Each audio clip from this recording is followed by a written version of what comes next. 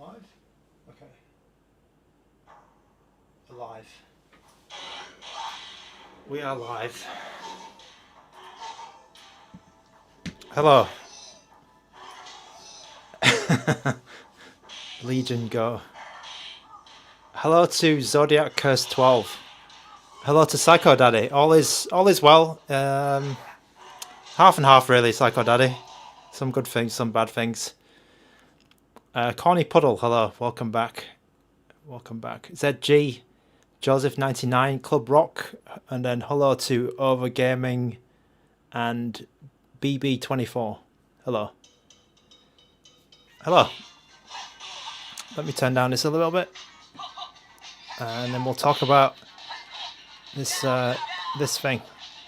Drubo, hello. Welcome back. Welcome back to the stream. I need to give a shout out to ANBERNIC, of course, for hooking me up with the RG40XX V. V is for vertical. This is the new handheld from ANBERNIC. Let's get that in the shot. I have the white version, as you can see. It's very nice looking. When I saw the colours, the white, there's an indigo / blue, and then there's a transparent black. I instantly thought I need to get the white one because the white one looks very, very good. It does remind me of the older handheld that ANBERNIC brought out, which was the RG35XX Plus. Also a very nice handheld in white. I quite like the Miyoo Mini as well. I've the Miyoo Mini Plus in white. That's sitting in my box at the moment, so I don't have it on my desk. But that one is also a nice white handheld. But they do the improvements. What ANBERNIC's made from the 3.5-inch version is that they've turned everything white. So these white buttons and this white stick, all looking very nice. Okay, the Zodiac Curse is asking for a screen wipe, so I have a cloth here, and I will wipe. I mean, there's nothing on this, so it's okay. Seeker's Power Build Motor Mechanic, welcome back. Hello, Saptune, welcome to the stream. Actually, there is I've got some new cloths, for screen wiping, but I forgot I haven't taken them out. I bought some fake Apple screen wipe cloths. Anyway, that's another story. But today is all about the ANBERNIC 40XX V. So let's quickly go down to specs, and then we will talk a bit more about what I think about it. It's just come out, so I believe that it's not even for sale yet. Should be on sale pretty soon. I believe it's Sunday or Monday. There's probably a countdown on the ANBERNIC website. If you need the link to buy this, then the link is the official ANBERNIC link is below. I don't have the AliExpress link yet, but it should be available on the ANBERNIC official store, and I believe it is Sunday if there's a countdown there. But there, let's go down the specs. So as you can see, this is a bit of a, well, maybe not, because I've had to zoom out this camera a bit, because this is a bit of a this is a slightly bigger handheld. It is a 4-inch handheld. So the previous vertical ANBERNIC was 3.5 inch, and you can see the size difference. The size difference is quite big if you put them side by side like this, because we have a 4-inch IPS screen now. This screen is the same one that they're using in the horizontal. So this is the RG40XXH. So this is the horizontal version of it, and they're using the exact same screen in all of these handhelds, I believe. So the H and the V, they share the same specs, same brightness, same color range, this kind of thing. I think it could be the same screen as this guy as well. So this is an older Android handheld that they had. It is a very good screen. It's very sharp. It is the colours are quite nice on it and it gets quite bright. I thought that they actually improved the brightness of the previous the H handheld, but actually it's the same. So I would guess it's yeah, I would guess it's over 300 nits if I were to just eyeball it. It's quite a good screen. It's quite bright, so I've got no complaints about the screen quality at all. It's 640 by 480 resolution, 480p. And then we have inside this handheld. So what ANBERNIC's been doing with this XX series is quite funny, really. They're putting a CPU called the H700 into absolutely everything. So this is the latest in the line of H700 devices that they have. So we have the 28XX, for example, same CPU. We have the one that I just showed, the 35XX Plus. There's also the whoa. There's things dropping on my desk here. There's the H here, the 35, a very dusty 35XXH sitting here. Also the same CPU. There is the SP, 35XXSP, same CPU again with the H700 in there as well. And all of these also have 1 GB of DDR memory. What else do we have here? We have a G31 dual core GPU. I'm just reading down the specs. We have dual TF card slots, so micro SD slots. The operating system slot is here, and then the ROM's game slot is here. So with my unit, they shipped a 64 GB SD card, and that is a Coexia. Is it Coexia or Kyocera? It looks. Where's my SD cards? It looks a bit like. It looks a bit like this. So it's one of these branded ones, Kyocera. It's one of those Kyocera SD cards. So it's a good quality SD card. That company used to be Toshiba. Carlos C, welcome. And you're asking how much is it going to be? So I actually don't remember the price off the top of my head. I believe it's around 60. So I need to check that price directly. But there is a launch discount. If you go to the link in the description for the 40XX V, I'm pretty sure you can get the exact price there. But I believe it's around 60, and that includes the launch discount. Okay, and obviously this is running Linux, so we have RetroArch, we have some standalone emulators, and we have that very familiar operating system which they like to use. So this kind of operating system, which I'll show you in a moment on the actual device after we've looked at a bit of Tekken. It does have Wi-Fi, so 2.4 and 5 gigahertz Wi-Fi AC, and it has Bluetooth 4.2. There's lots of languages supported in the operating system, so that's been upgraded, I think, from... well, they keep working on this operating system because everything is built off that same H700 CPU. What they're doing is they're building up their software, because I think they've been doing this for a couple of months now, and the software is getting better and better every time they work on it and release something new. There's a lot of new functionality which was not there like a couple of months ago, and there's like ebook reading, and then it's like all sorts of ways you can customize the filters and the shaders.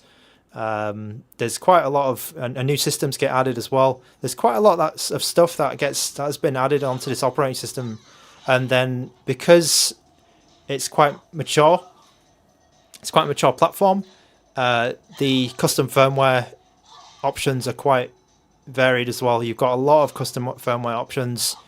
If you like something simple, or if you like something fully featured, a kitchen sink option, then there is a lot of firmware out for this kind of device. Joseph99, hello. Well, thanks for coming back. And Ryan Poole, thanks for coming back as well. this is the same chip as the 35XX series. Yes, it is. It is a H700 CPU. Roman Yu, welcome to the stream. Hello. It does. Let's just run down the specs again. It does have one USB-C port, which is down here, and that is a OTG and power port. It supports USB-C to USB-C charging. So if you've got a modern charger, you can stick it in there. It's not fast charging, but it's okay. You know, it's just a normal charging speed. Yeah, something you might have noticed is that it has a RGB stick, RGB analog stick. So there is a light under here. I'm not sure if you can see that well. Maybe it's a bit too bright, but you do have a lot of customization options in here in terms of colors or the pattern that you want it to show. That's also come from the H series of this handheld. And what else? It's got a mono speaker. Okay, so this is I don't know. It's a slight, maybe it's a slight downgrade, but I guess they're keeping with the Game Boy aesthetic with just having one mono speaker down here. So if you're choosing between these two, I guess the H is a bit more fully featured because it has dual analog sticks, and it has the stereo speakers at the bottom. So that might be something that you might you want to consider if you're just trying to decide between the H or the V. Obviously the V has the the cool Game Boy aesthetics, but then I guess if you want the full fat experience, it might be better for you to get the H. Will Chan is asking, can I play it with one hand? Now it's a bit of a stretch for me to get to the buttons, so I don't think it's ideal to play with one-handed. Like you could just maybe use the combination of the D-pad and the analog stick, and maybe the two triggers at the back here. But it is a bit hard to stretch along to those buttons. So I'd say that the 35XX Plus might be easier to do that with. But even this one is not too easy to do this. So it might even be better to go to a Miyoo Mini, because the Miyoo Mini is even smaller than this. Airwalk1616, welcome back. Hello. I'm back. I'm still very busy, I'm afraid, so I might not be able to get. Well, I definitely won't be able to get as many streams out as before. But ANBERNIC brought me out of the hiatus by sending me this, and I'm very welcome to. I very appreciate ANBERNIC's support for the channel, because they just keep sending me these things. It's very, very nice of them. Over gaming, we'll talk about the stick, because I do have a couple of notes about the stick, and I can show you some quirks of the stick. Roman, I don't have the blue color, I'm afraid. I only have the white one. So I know that Russ got two. I actually got two. I got two H's, and I do have the blue one of that. I don't think I'm not certain, but I think the blue might be different from this one. I think it might be more purple. So don't take this as being the same blue. All right, Leonidas, hello. Hello.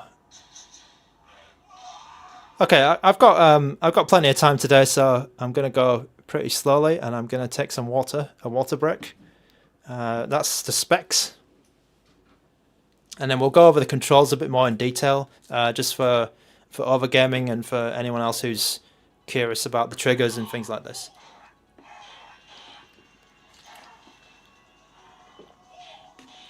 It's just a chill stream today. I'm not that. I'm out of practice. I haven't streamed for a long time. Over gaming, there is a lot of CF. I mean, it's just come out. It's just coming out.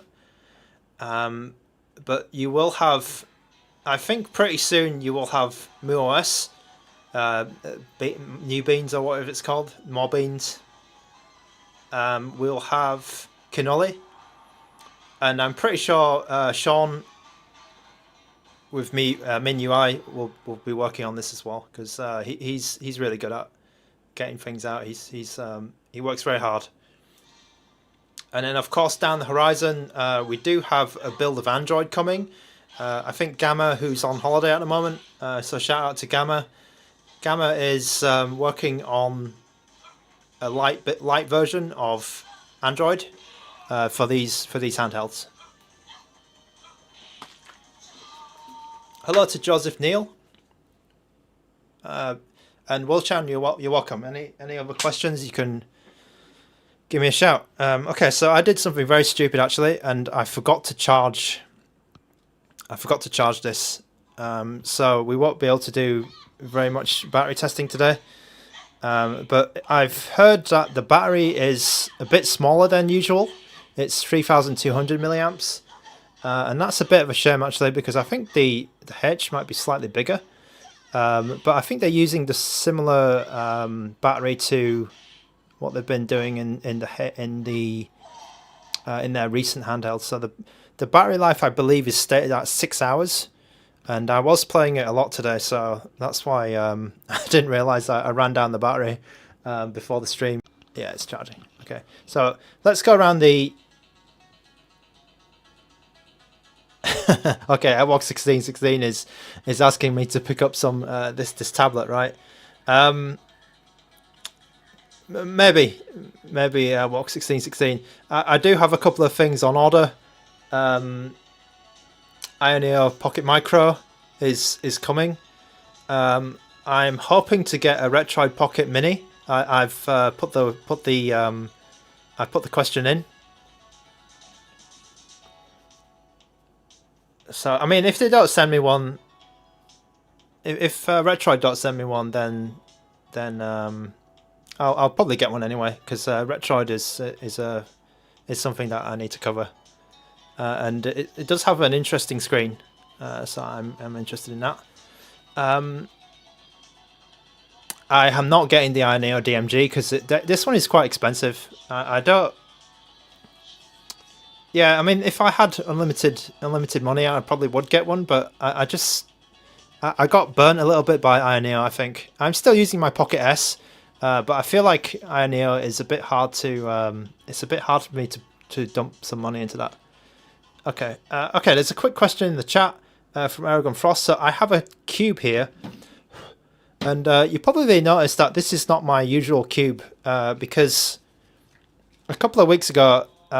I asked ANBERNIC to help me with another cube because my black one had some screen light bleed. It wasn't too bad, and to be honest, it wasn't bothering me that much. But they sent me a perfect one, so this one is a perfect cube in terms of light bleed, and they should be. I mean, they figured it out now because they know how to make it perfect. So I'm pretty sure that the cube is okay now. But as you can see, this is the 4-inch cube on the left, 1:1 aspect ratio, and then this is the 4:3 aspect ratio on the right of the 640x40 screen. Okay, so that was for Aragon Frost. Hope you enjoyed that. Overgaming, yeah, remarks that this is a good variant for you if you have big hands. Yes, so the 35XX Plus or the 35XX OG, there might, if you have slightly bigger than average hands, then it could be an issue for you. Like you might think it's a bit uncomfortable around the back or too tight in here. I think it is a good one in terms of comfort. You may have a little bit of. I'm wondering if this is a bit close to the edge. Aragon, other gaming. I'm wondering if this D-pad is a bit close to the edge, because that's something I've thought about. There is also the RG405, is it? Yeah, 405V. This one I think is the most comfortable vertical because it is bigger, right? It is bigger, and it is chunkier. It's got those big grips, those big. It's very thick, and that might be a bit more to your liking if you have bigger hands. But it is much more expensive actually. It's probably like $80 more. I do like the 405V. I think I said before I took it on holiday and I had a lot of fun with that. Okay, so let's just check some of these questions before we move on to the buttons. Sorry, I'm overgaming. I will talk about these buttons. Yeah, some people asking about the analog sticker. Why is it there? Why it's there? So yeah, there's some argument for that. Yeah, for sure. ZG, you've got no issues with your cube. Yeah, that's good. That's good. I did have. I mean, mine was okay. I think compared to other people, I was in the first batch as well, but compared to some of the other developers and other channels that I saw, I think mine was on the the better side. It wasn't perfect, and that's why I just I asked ANBERNIC if I could swap it out, and they said sure, and they gave me a new one. So I sent back my black one, and then I got the other color.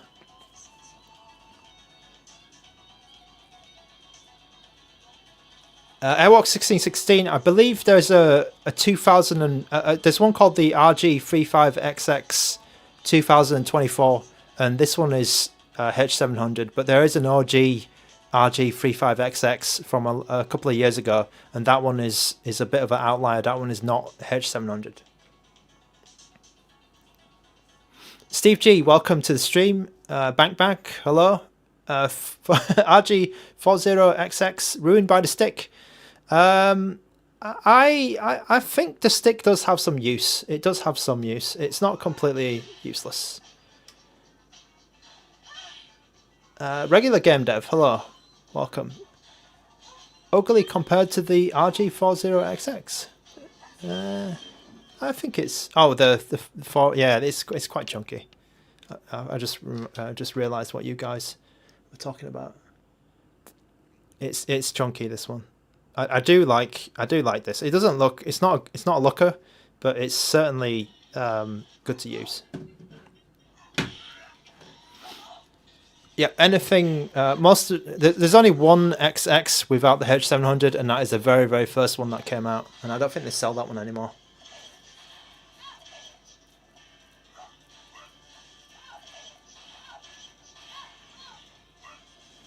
Aragon Frost, that's good. Good to hear that you got Burnout Revenge working with those patches and things. I remember doing that a while ago. Okay, let me just go into the let me go into the practice mode and let me talk about some of these controls.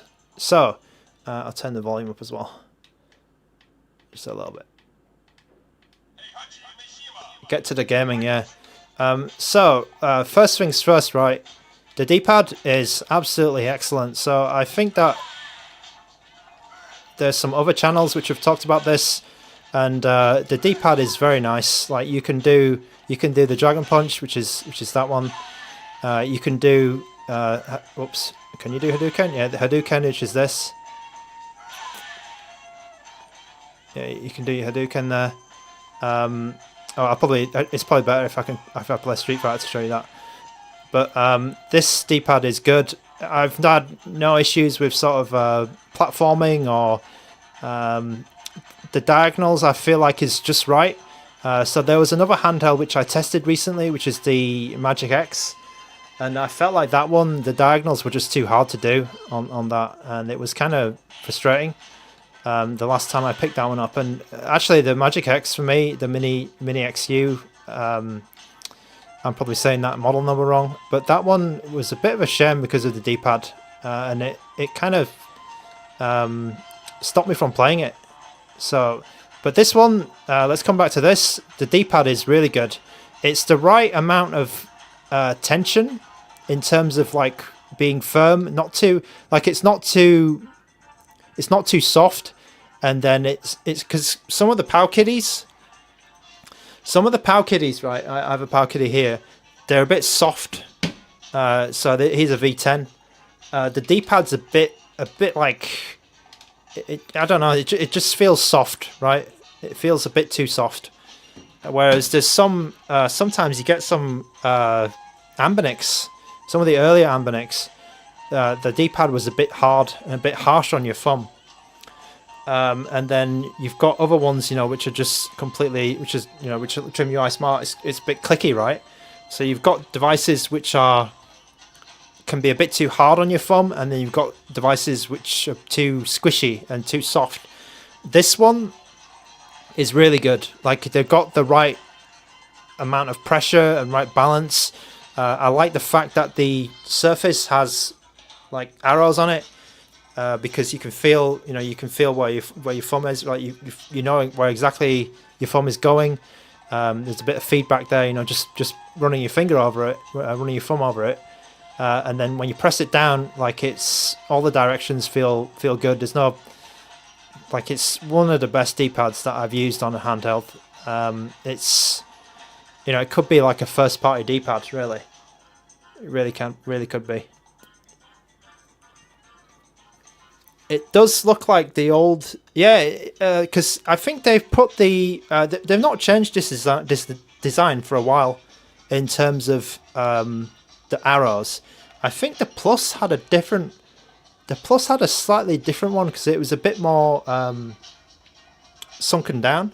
This one's slightly more raised, but it's not as raised as the 405V. I think this one is like one of the highest D-pads here. But when they got to like this D-pad, the RG, what's this one, 40XX, like this is slightly floatier. I thought this was I think this. Some people had some complaints about this D-pad, but I think this one is actually good as well. But then they just tuned it very, very slightly, and then they've made it perfect now. So it's a really good D-pad. Really, really good.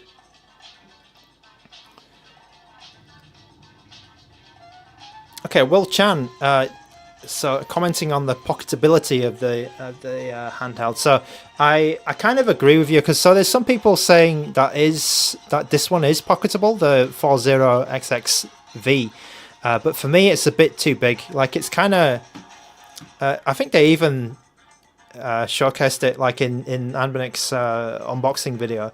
They even said like it's about the same size as a iPhone Pro Max or something. I think it's a bit big to put in your pocket. The V10 is a cool size. It's maybe not 1.5, but it's almost right. But yeah, it is kind of big. I would think that this is this is the pocketable one. Okay, back to the D-pad. Does it feel like the RG505 D-pad? So I'm afraid, Aragon Frost, I don't have a 505. It's one of the few that I don't have. It's the OLED one, right? Just get some water.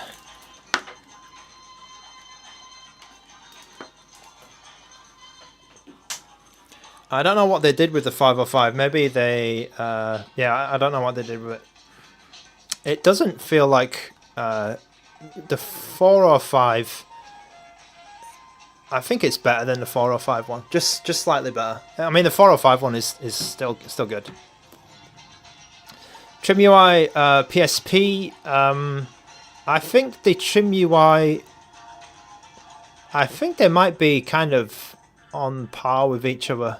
But I would lean to, if you want to play PSP, I would lean towards the TrimUI, because of the screen. I don't like the controls on TrimUI, but the screen is, because it's 16:9, right? It's more suited to PSP. Or you could just go straight to the Retroid Pocket 4 maybe. The Retroid Pocket 4 normal. It'll be a bit more expensive, of course. Alright, so we talked about the D-pad. Let's just talk quickly about these buttons as well. You've got the menu button here. It's a very small one. So I don't mind it being that small. I mean, it's out of the way. But it is a little bit odd to be that size. They've just taken the plus. They've just taken this one and just put an M on it. And I would kind of prefer they took this button actually, because this button is a bit bigger, you know, it's a bit more suitable for the size. This little menu button looks a bit too small. It does poke out. It's not inset. It pokes out a little bit. You've got your start and select. So the start and select are plastic. They're not rubberized. I mean, on the Game Boy, I think the original Game Boy, they were rubberized, right? But they've gone with these plastic ones, which are the same. You've got a bit of text here, which is actually embossed into the. It's embossed into the case there. So it's not printed. It's not printed like this, because this is smooth. It's actually in the case there. You can see it embossed.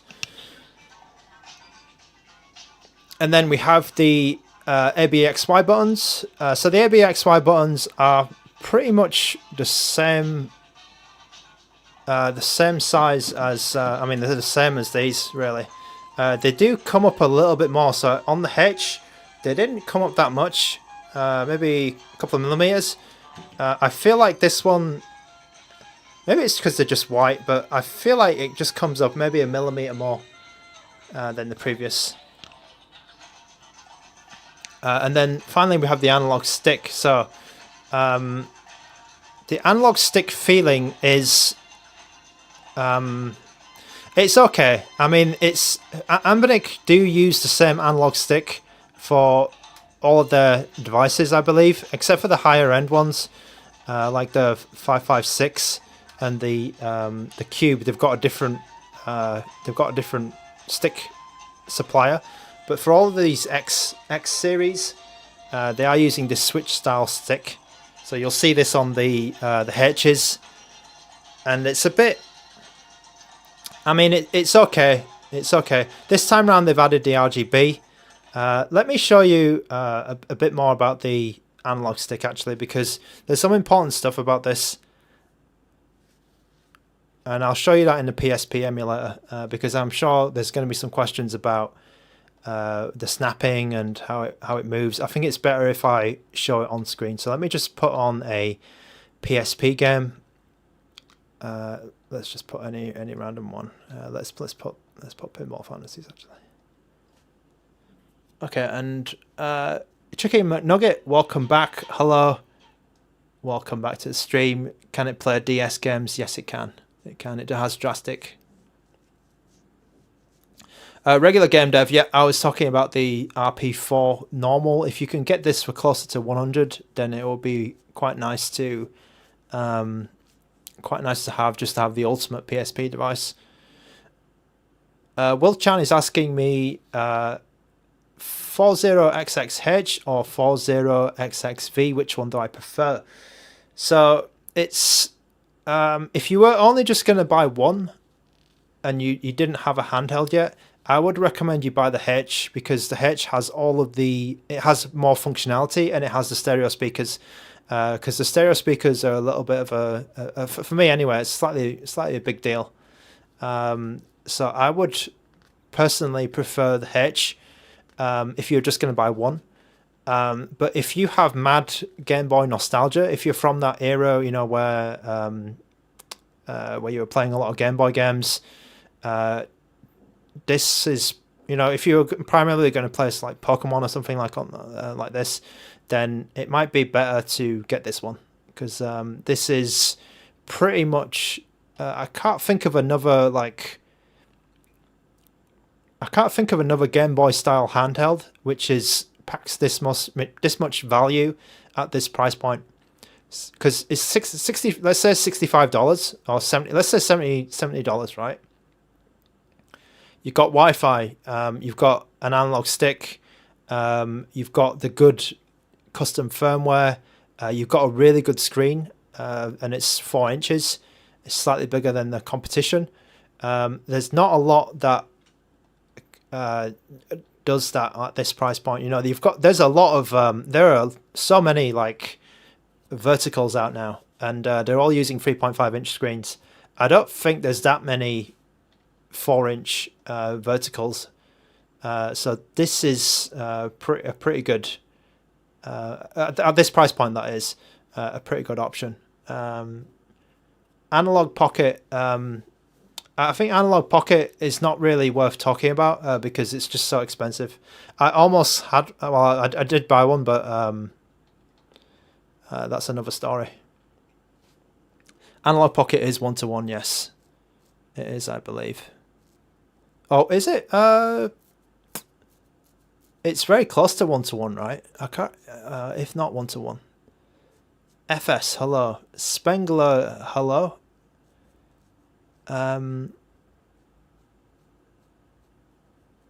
Andrew38, welcome. Hello. Thanks for your thank you for your message. Thanks for your message. Yeah, I'm seeing the Chicken McNugget. I'm seeing the usernames, and the memories of all those hours that I spent with you guys is coming back. It's coming back. ZG, I would say. Okay, let's take a little break here. I was about to talk about the analog stick, which is probably a little bit frustrating for overgaming, but I will just answer this question from ZG. So there's two handhelds which are really good for GBA. That is this one. So I want to thank 2 Retro for providing me this one because they hooked me up with the retro color. I do have a black and the other one. I forgot what the other the silver. I have a black, a silver, and a retro SP now. And 2 Retro have hooked me up. So there's a store called 2 Retro. So thank you very much to Ryan. And there's this one here, the V10. So the V10 is really cheap. ZG. I got my V10, my Power Kitty V10 for like $30 US. So that's a Chinese price. But that is bloody cheap for something which is quite good at for GBA. If you only just want to play GBA, then I think this one is a really good choice. Actually, I've been playing a lot of Tetris on this. So if you want to buy, if your brother, if you're looking for an affordable one, the V10 is good. The power, I mean, it's only it's the CPU in it. It's quite old. It's quite poor. The RK3526, so it's not a good CPU. But I think that is enough for GBA, and it's pretty good. And it's also got the 3x2 screen, so the screen is exactly 2 times the resolution of the GBA. So it's quite a good option. Whereas this one is more of an all-rounder. You know, you can play PlayStation on it as well. So it's up to you if you want to do that. But if he's got nostalgia for this, then that'll be pretty cool. But then if you just want to play, if you just want the cheapest thing that'll play GBA, then maybe this one is the option. Okay.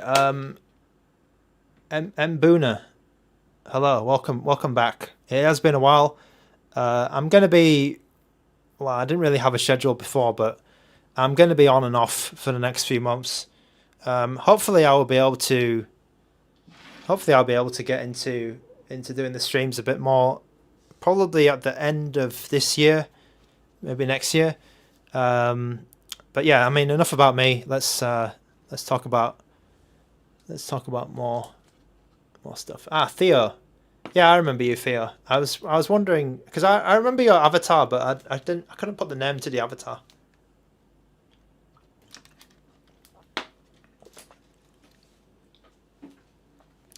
Yeah, hello, Theo. It's good to see you. It's good to see you all. All right, I was going to talk about this analog stick. Unfortunately, I think you guys you don't like the snapping. The snapping is back. The snapping is back in a big way, in a big way. We will need gamma or MyOS to do the fix, the software fix, and there's also like a hardware option as well. You can actually swap these sticks out. So if you want to do that, I mean, it's a bit hard to see here, but I think the PSP emulator is the best way to see it. But you can see, you know, the snapping is pretty. I think it's a bit more egregious on this handheld actually, on the XX series. So if you're not a fan of that, you will need to wait for, you know, some software fix for this or software update. It'll certainly be. The software will certainly help it, so it won't be as snappy, let's say. But I believe Gamma recommends a stick replacement and his software fix. So I do have some, and I actually bought some of. So Gamma was saying that there is a certain brand on AliExpress that he recommends for stick fixes. So I've actually bought some of these. So here's a black one, and then here's a white one.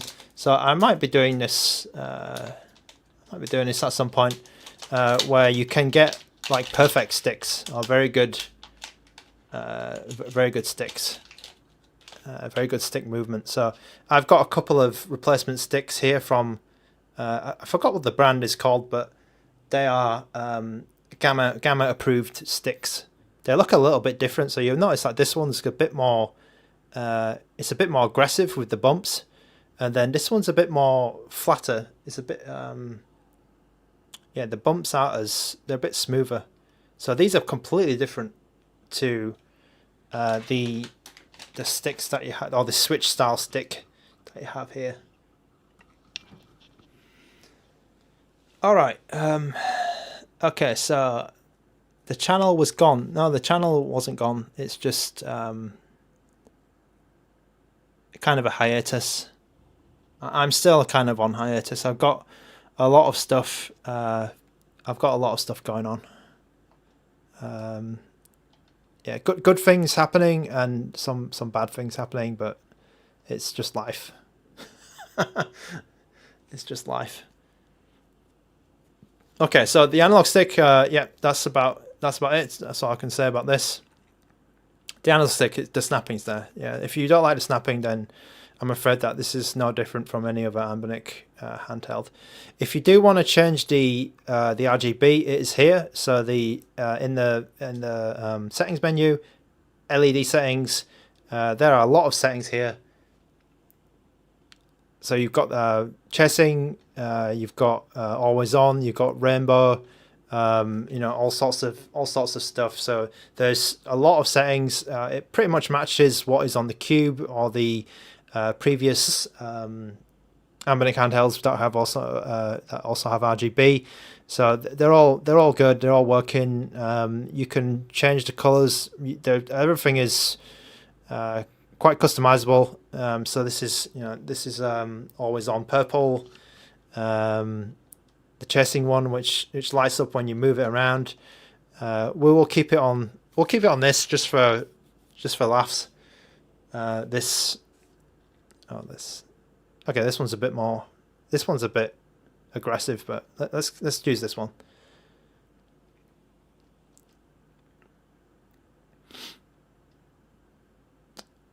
Okay, Ben Tendo, hello, welcome back to the stream. Interesting to see how N64 works on this with no real C buttons to work around.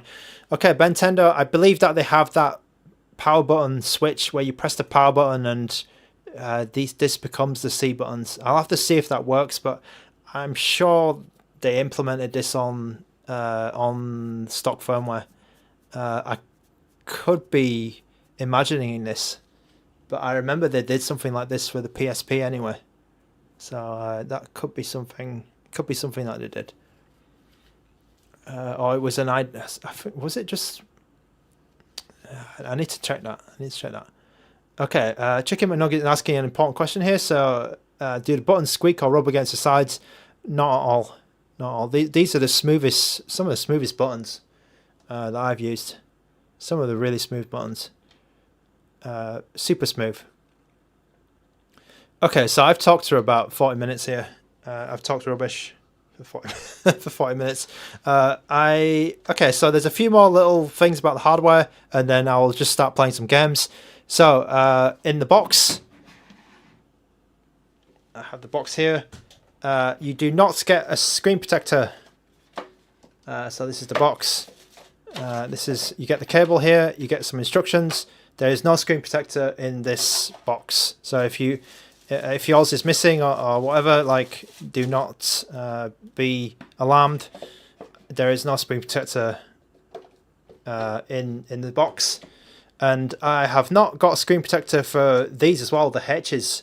So I think the last handheld I got a screen protector was the Cube, maybe. So yeah. Next question. Our next point. The headphone jack, which is down here, the 3.5mm headphone jack. So all of the H700 devices have very, very clean headphone jack output. So this is really nice, because if you have an older RK3566 device or something, even I think the 26 as well, the 3326, they are a bit crap in terms of the headphone output. You can, as soon as you put your headphones in, you can start hearing some hissing, and it sucks. It really sucks. But all of these H700 devices, they have really, really good clean headphone outputs, which I really appreciate, because I do still use wired headphones when I'm on the train. This is pretty cool. Overgaming is asking me to try some ports. I can just show you the ports here. I'll probably play something later, but something that ANBERNIC have done is they've included these ports here. So nothing let's say dodgy here in terms of ports. Okay, I'll just talk a bit about this mono speaker. So this speaker gets bloody loud. So I can't see myself using this speaker. So I'm at 6 right now, 6 out of 10. But this speaker at maximum gets really, really loud, like room shatteringly loud. And I don't know why you need that much volume in this. The sound quality is a little bit tinny. It's not fantastic, I'd say. I think ANBERNIC have made better speakers, or included better speakers in their devices before, especially with the H series.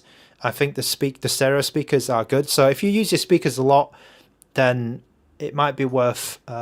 This one might not be for you, and the H series might be a bit better because they do have stereo speakers, and they are better quality speakers. Okay. Oh yeah, and the case. So ANBERNIC have kindly sent me the case as well, so I'll just show you what this looks like. So it's got a little handle, like here. It's got an ANBERNIC logo here, and it's just a basic case. Like, it's quite, it's pretty normal for ANBERNIC cases. I think they do make some slim cases, but you need to pay extra for these. These like slim pockets, or these slim wallet things. But this is the standard case which ANBERNIC are giving you now. I mean, it just fits in there. There's a little insert for it. So this is I mean, it's fine. It doesn't really, it works. It's fine. I'm not sure. It's probably like $10 or something. It's okay for $10. It will definitely protect your handheld. Like, it's very rigid, and it's got that handle if you need it. But yeah, I think it's okay. I mean, it's just a normal case. Overgaming asking where are the SD slots. So the SD slot 1 is here on the left side. The SD slot 2 is on the right side. The Midwest Whale. I've spoken to 2 people already. So Stubbs from Retro Handhelds, and I've spoken to Russ from Retro Game Corps, and they didn't get any screen protectors either with this device. Okay, Retro Denture has a question. Wants to know the exact versions. Okay, so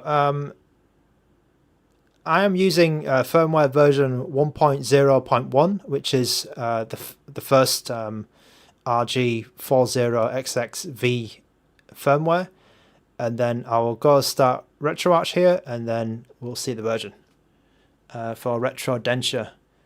Retro Denture, you sound like you're from Japan, because Denture is train in Japanese. Okay, so Retro Denture, this is 18.0. You're from Taiwan. Okay.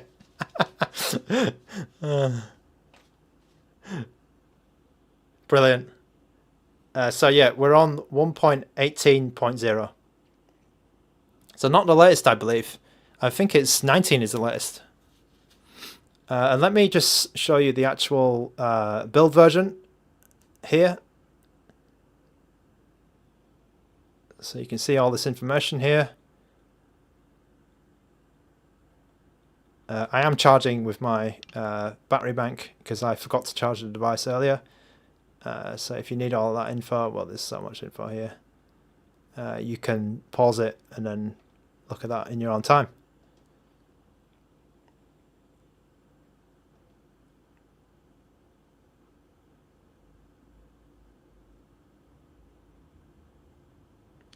Okay, I don't know what Chicken Nugget is talking about.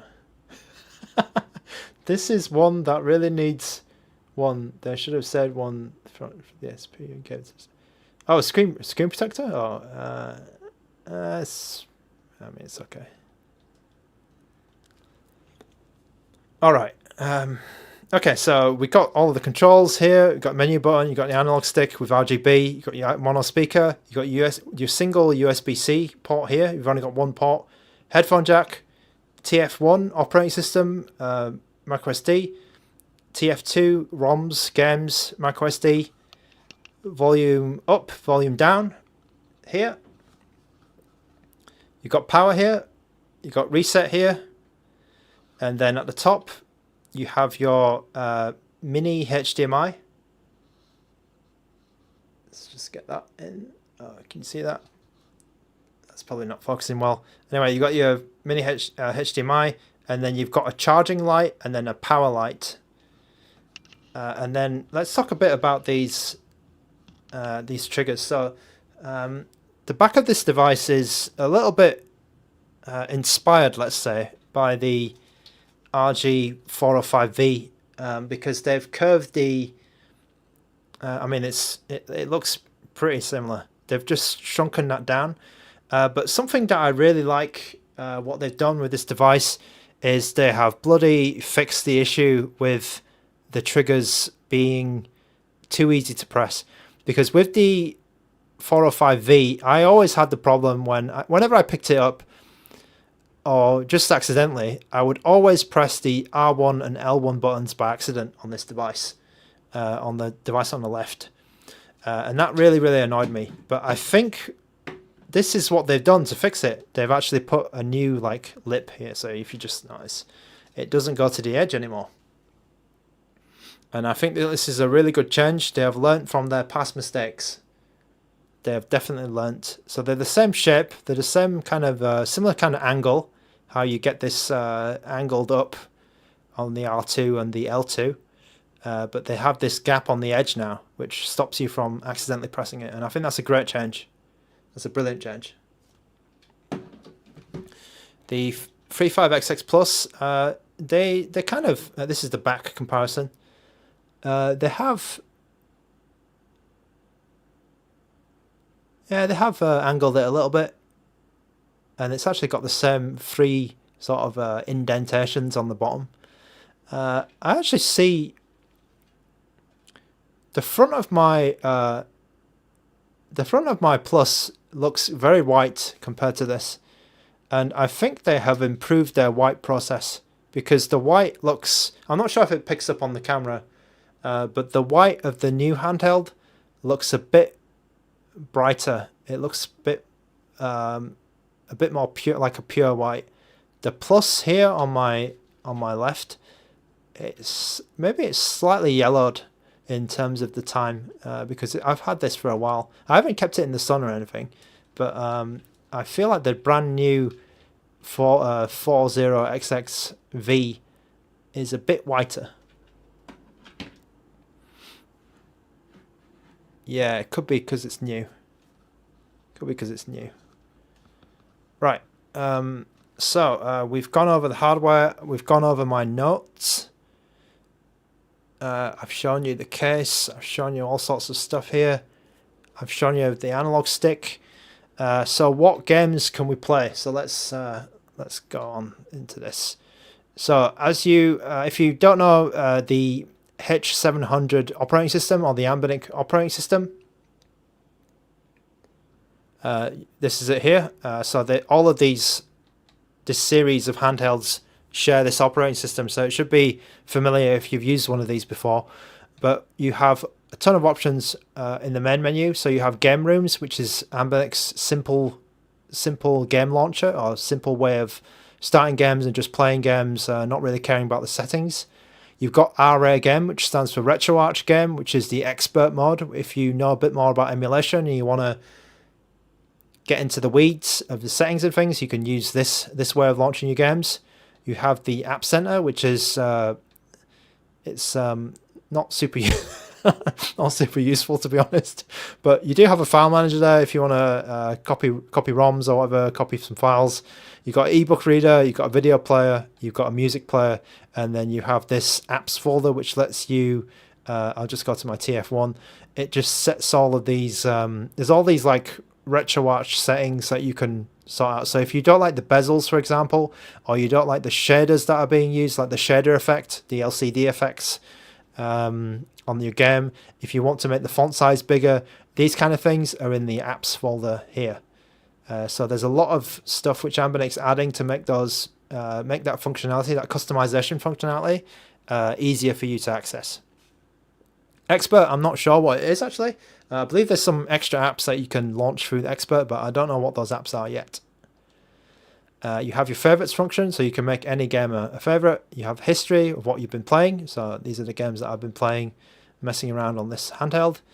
You've got a search function, which is actually quite good. So if I typed in something like Silent Hill, for example, or Silent Scope, I'll just put silent, and then I will get all of the games that have the word silent in them. So Silent Hill is there. You'll notice that it appears twice, so you can launch it in the simple easy mode, or you can launch it in the RetroArch expert customizable mode. So the search is quite good, it's quite fast, and I always like that about ANBERNIC's operating system actually.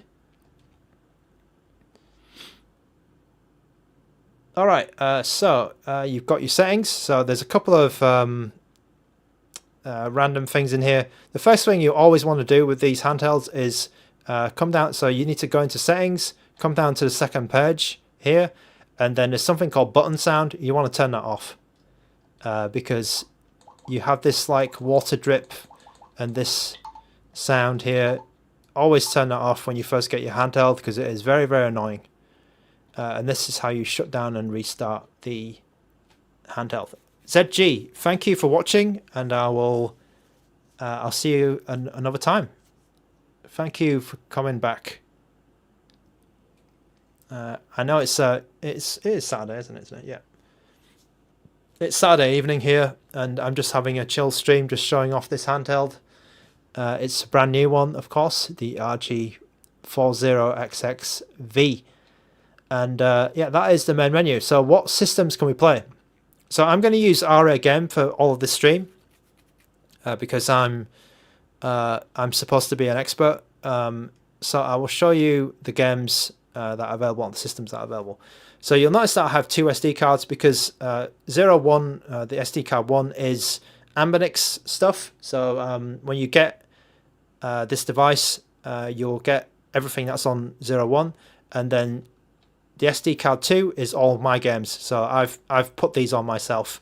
So if I'm playing something from this side, you probably won't have that game actually because I've loaded my own games. Just give me 1 second. I'm just going to take some water.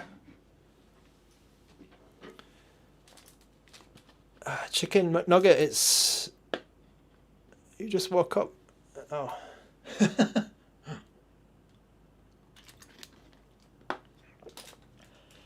How have you been, Chicken McNugget? It's been a long time. You got, was it you who had like 2 jobs or something? Oh, you have like two or three jobs. What was it? There was someone crazy, wasn't it?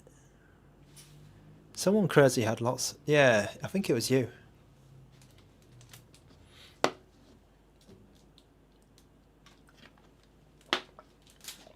Arindo, hello. Welcome back. I recognise that name. Let's see how many viewers we got. It's probably like 2, isn't it? Arindo and Chicken McNugget. Oh, we've got 54 people. Oh, bloody hell. Okay. I'm very surprised. Okay. Bloody hell. I wasn't looking at the viewer count. I am a witness. Can you play Pokemon Game Boy Color games? Yes, you can. You can. So let me just check if they are included. So I'm just going to the SD card one. So Game Boy Color. So let me see if they have them. So let me see. Go down to the P for Pokemon. Right. So ANBERNIC have not included those games. I think for purposes of making sure that they don't get sued into the ground. But I do have those games on my own SD card, the 02. So if I go to my Game Boy Color section, I will show you the full collection of Game Boy Color games, and we have available Pokemon Crystal, Gold, Silver, Pinball, Puzzle Challenge, and a trading card game. So all those games are completely playable on this handheld.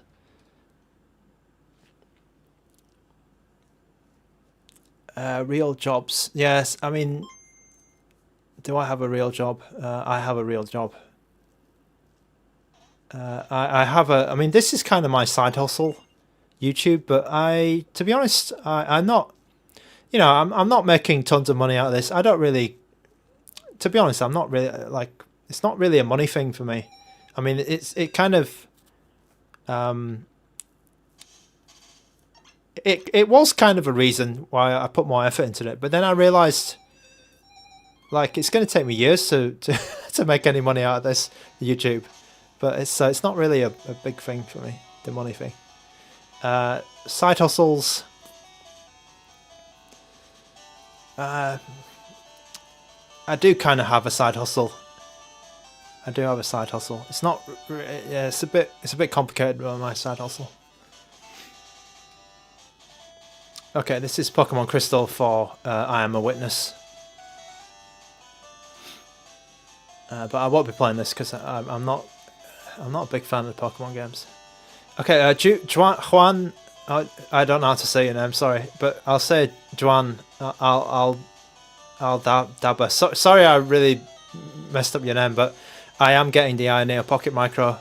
I saw that a lot of YouTubers already got it. But I bought it myself. Bentendo, yeah, the RP Mini is interesting. I've asked Retroid for a device, if they can give me one. We'll see what they say. I mean, if they say no, it's fine. I'll probably buy one anyway. Arindo, you like how the screen is close to the edge? Yeah, I think that was one of the things which they kind of highlighted, because apparently this screen is a custom screen for ANBERNIC. They keep telling me this is a custom, it's customized. It's something that they've done, which is kind of cool. But yeah, this is one of the selling points of the handheld. Aloysius Chan, hello, long time no see. Hello, welcome back to the stream. Theo. Yeah, I think Theo, the big strength of this device is that the you can play lots of those ROM hacks. I know there's a ton of ROM hacks with Pokemon, so that'll be something cool.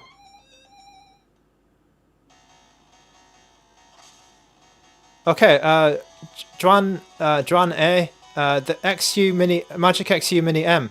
Okay, so funny thing is, Dran, I was the first person on YouTube to get the XU Mini M. So it's my last live video. I have it here actually. I'm not a big fan of this handheld, I'm afraid. I'm not a big fan of this handheld, but I do have one. I've got a lot of handhelds. I think I'm over 20, 25, whatever handhelds now.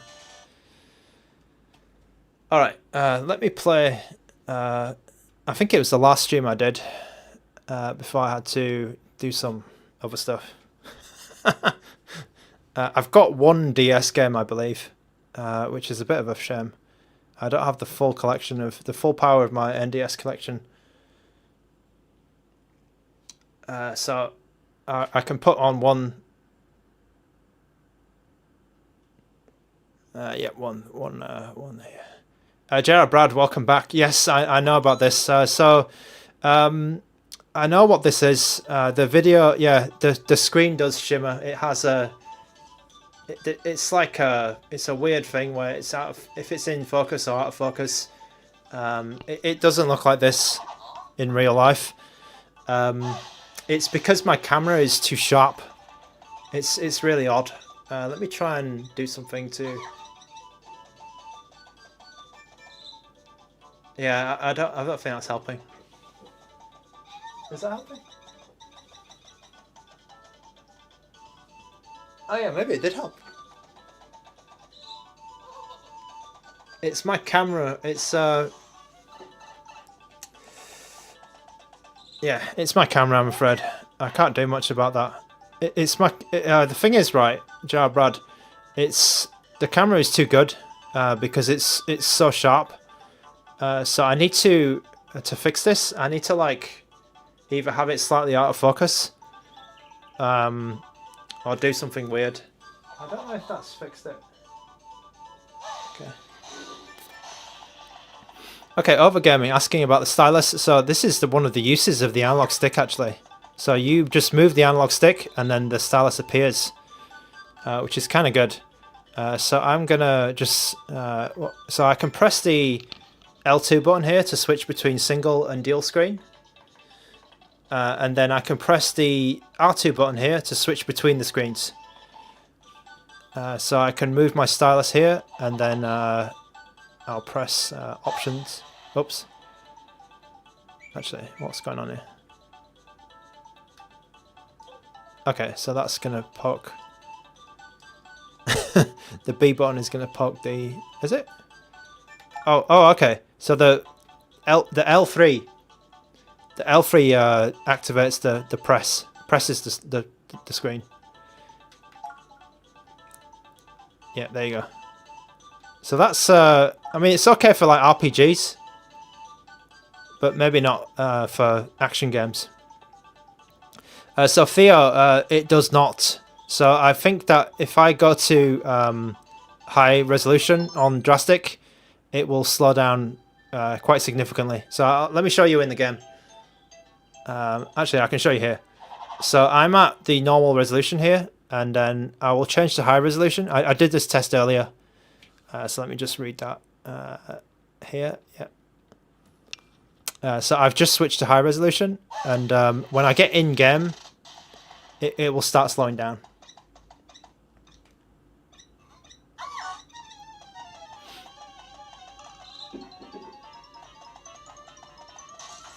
So Theo, let me just yeah, you can see it just see it stuttering slightly, and then you see here, yeah, we've got the resolution looks really nice, looks very nice.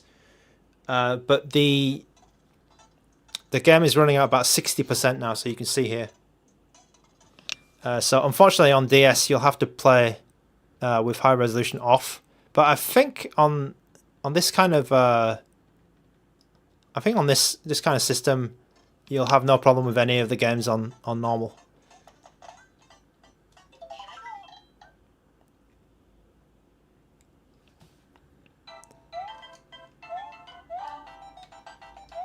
Okay, I'm going to try not to get killed by the first Goomba.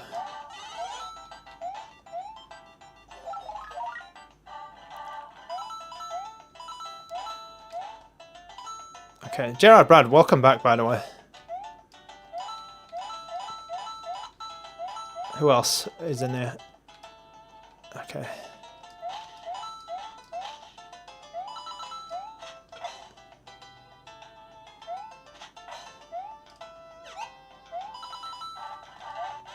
Oh god, I got to.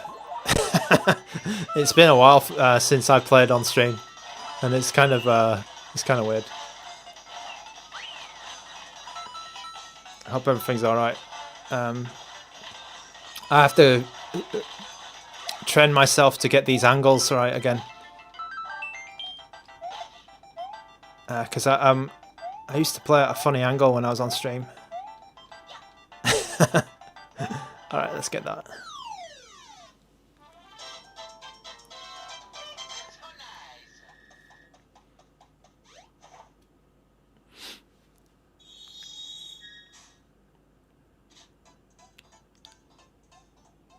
Okay, there's a flurry of chat just then. Okay,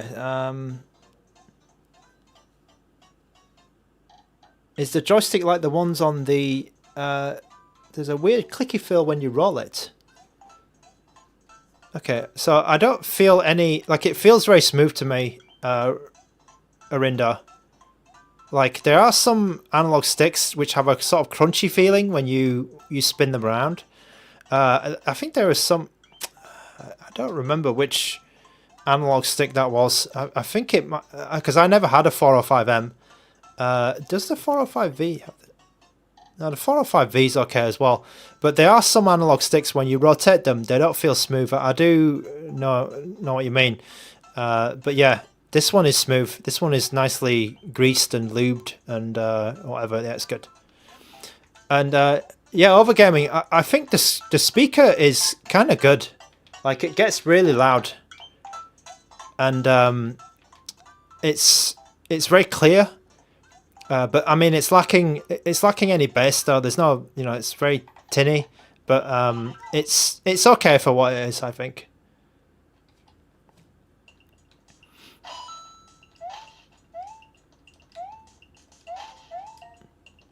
Yeah, I think even in standard resolution, this game actually looks okay. It looks pretty decent. Like the high resolution does look very nice, but I have to say, you know, it's not unplayable. It's not. Still looking all right. Because you won't be able to play this, I think, in high resolution at full FPS. Yeah. I mean, I'm not going to be playing Elite Beat Agents or anything on this, but I mean, it's for games like this, or if you can patch any of the games. I think there's that Zelda game, right? You can patch it. Is it Spirit Tracks or something? You can patch out the touch controls. I think you'll be good.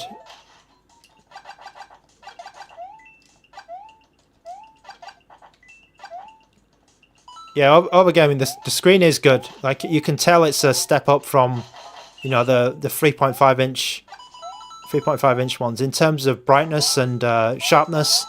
I mean, we're not even playing at sort of a full resolution game, but yeah, it's pretty good.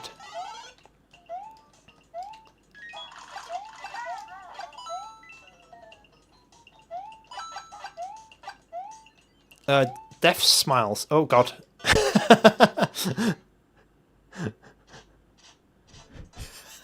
Okay, with that, I'm gonna quit. Let's play another game. Death Smiles. I don't think I have Death Smiles on this SD card. I'm pretty sure it's not going to work well as on H700 as well, Theo, because even that game had some issues working on G99, right, on my ZPG Unicorn. So yeah, I don't think that's going to work too well on H700. Let's try something completely different on PS1 side. Let's hit some of these. Let's play Crash Team Racing. I don't think I played this one before on stream. Michael Benny, hello and welcome back. Hope everything's okay at the retro handhelds world. Okay, Philip Smith, you ask an important question actually, because I was a little bit concerned about the way the placement, and I think it's okay. Like, it's not perfect, But I think it's better than Ioneo's representation, because I think Ioneo have put it down here, more closer to the edge. But I think that ANBERNIC, what they've done is they've made it so you can at least use the shoulders at the same time. And because I can't imagine using, because Ioneo have just put it right on the corner, haven't they? And it's too much. Like, it looks a bit odd, like in terms of being, you know, aesthetically pleasing, let's say. It looks a bit odd just being there, but I think it's okay. I think it's okay.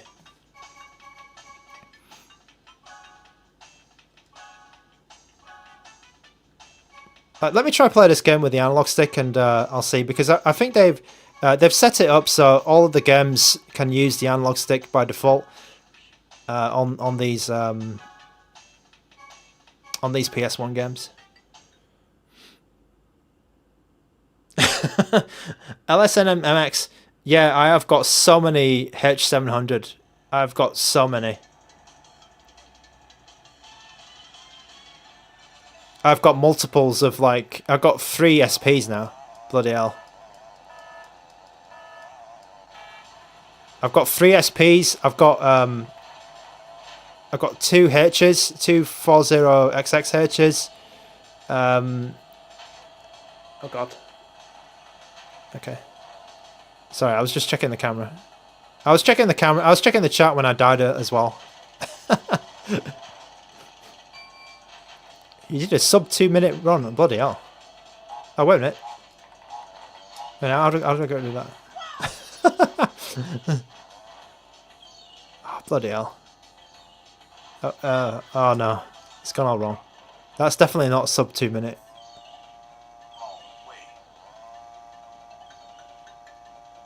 Okay, let me. Do you know what? I don't think I've played this game once. I remember playing this game in the office when I was working. When I was working in where was it?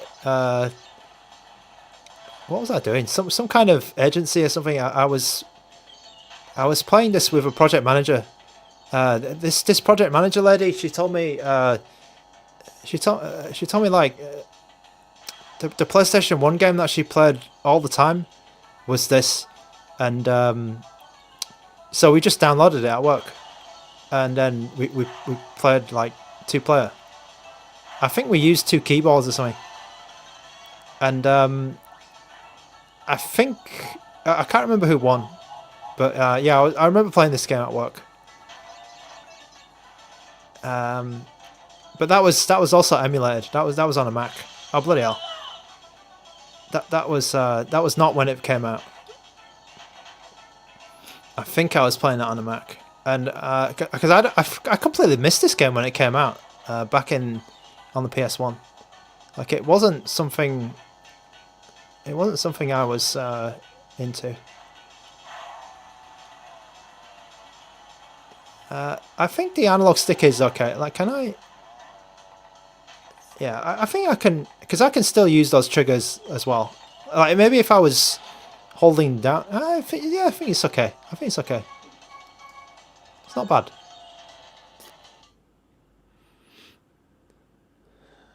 Dawson James, hello. Thanks for your messages, and thanks for checking in. I appreciate everyone checking in about how the channel's going. I really do appreciate that, actually. Yeah, check in with Nugget. She probably did win, because I'm not. You know how good I am at racing games. I think Seeker's Power Build Motor Mechanic knows how good I am at racing games. Oh, Denny Summer. There's a good chance I don't have that game actually on PSP. I don't have that many PSP games ready to go today, I'm afraid. Oh god, it's getting a bit dark. So on PS1 here, I'm running at the enhanced resolution mode, which is 2 times resolution, I believe. So you'll get the full 480p. I also have the speed hacks on, so that just smooths out any of the FPS issues. Oh, I should put the FPS on actually for you guys. Sorry, I forgot about that. But yeah, this is a very smooth game. It's not 60 FPS. I think that's just the engine, the game engine. It looks more like 30 to me, but it is fine. Like there are no like random slowdowns or anything. I've not, I've not seen like any little hitches or slowdowns or anything. It looks pretty good to me. Looks very sharp. I can drift with the. Okay, that one is look behind. So I should drift. Okay, so it's like Mario Kart DS.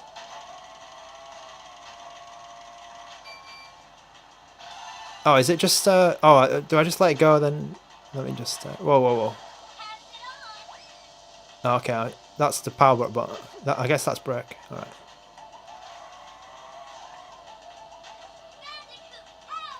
Okay, maybe I'll get out of last position. I'll get better than last position on this one. Okay, I'm going to save my rocket though. Let's use my rocket.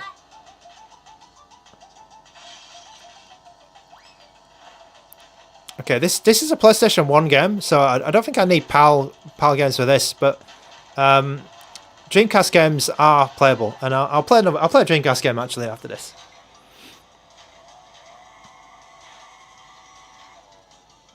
Because Dreamcast is kind of where this handheld, has some trouble, and that's where that's where the edge is in terms of compatibility. Yeah, Chicken McNugget. I don't know if there are like one or two other games, one or two games where you might need PALs.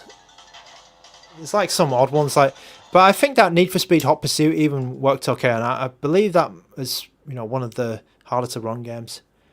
Dawson James. I don't think I've. To be honest, I've not played this like a ton. I've played this handheld like a lot today. But I'm still kind of forming my thoughts about this. I do think it is kind of it's. I keep saying this about ANBERNIC devices, but this is one of the, it's the kind of the ultimate. It's kind of the ultimate vertical, isn't it? Because they don't do many other verticals in this price range, which are this good in terms of the screen. So in terms of, I mean, you can spend an extra $100 and get this, right, and get the Android, the Beast, the Android Beast. Have it just turned itself off? Oh no, is it? It's just crashed. Yeah, you could get this, but this is about 120. Is it 100 and? It's a bit expensive, this, isn't it? Like the 405 V. So, like, is it?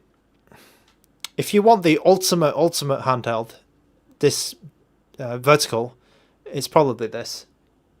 Right now, if you want the crazy ultimate,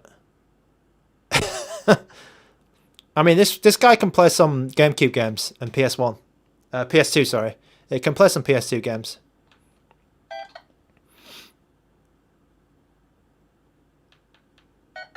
Oh, how do I quit Retro Watch? There we go. So where's my... I mean, we can play...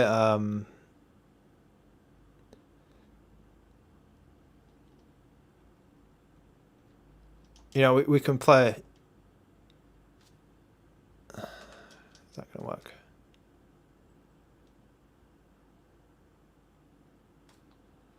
We can play Tekken on this, probably. Right, so I can play some PS2 games.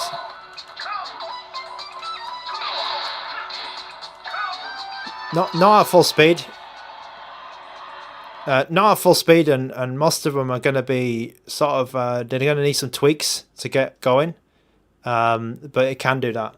So that's an Android. But that's going to cost you an extra $100, right? So in this price range, this is kind of like the beast. the one to beat.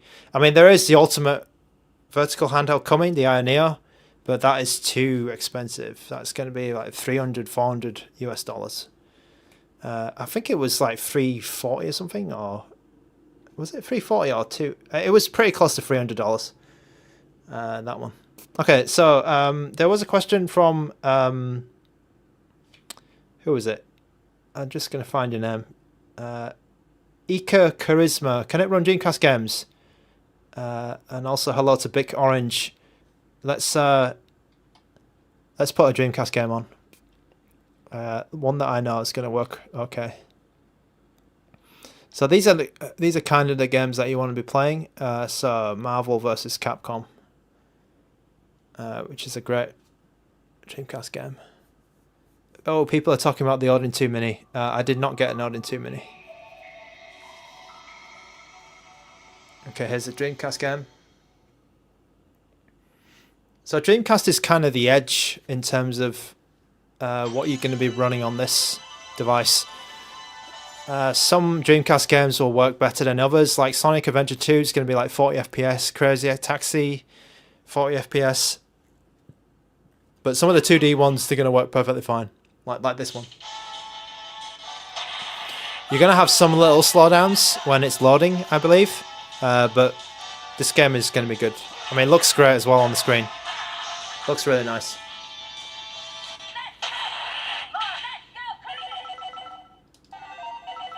I think I was even playing this game earlier.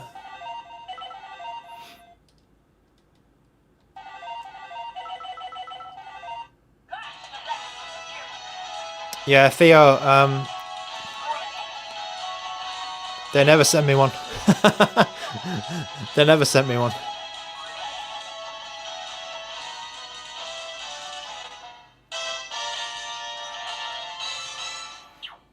They never sent me one, I'm afraid.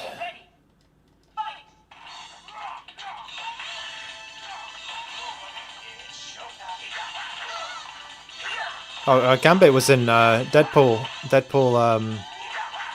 movie, wasn't he? Oh God.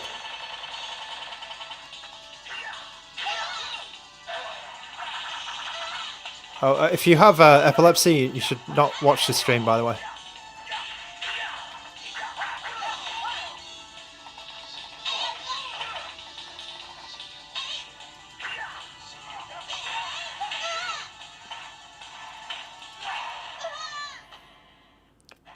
Can I put it in my jeans pocket? I probably could, but I'm not wearing jeans at the moment. I'm wearing some Nike basketball like trousers, pants. It can. I think these don't even have any pockets as well. I mean, they don't have a back pocket, but I think you could fit it in the jeans pocket, but it'll be a bit bulging. They'll be bulging out.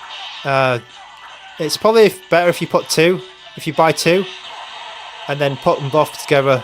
You know, one for each, one for each buttock, and then you'll have an even. You'll be able to sit down evenly. It's quite thick, so I don't know what you feel about stuffing that. You know, stuffing that in your pants is a bit. It's a bit much. It's a bit much. So you're going to be stuffing what?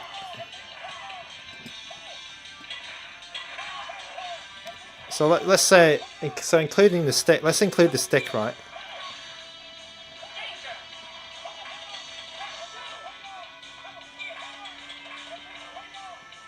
Like, that's like, what is it? Did I even zero it? It's about, you know, 2-3 centimeters. 2-3 centimeters is going to be a bit, you know, a bit too much. Bit too much. The restart point. Hello, welcome back. We were talking about how to put this into your pants, into your jeans pocket. So it's not great. Over gaming, I'm afraid I don't have Monster Hunter on PSP ready.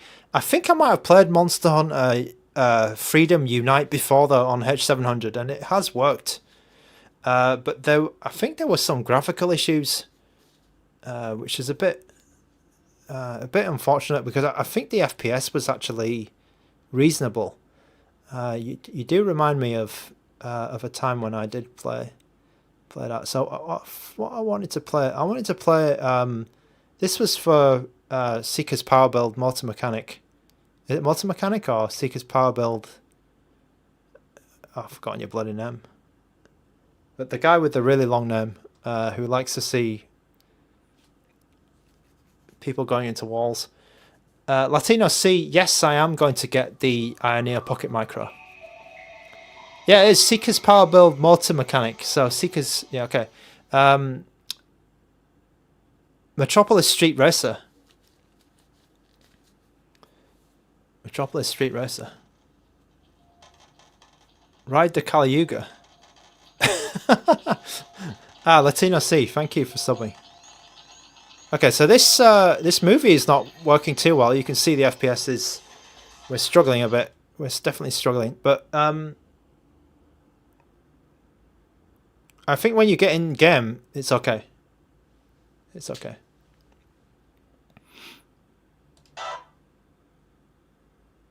Okay, I'm not there. I'm in China.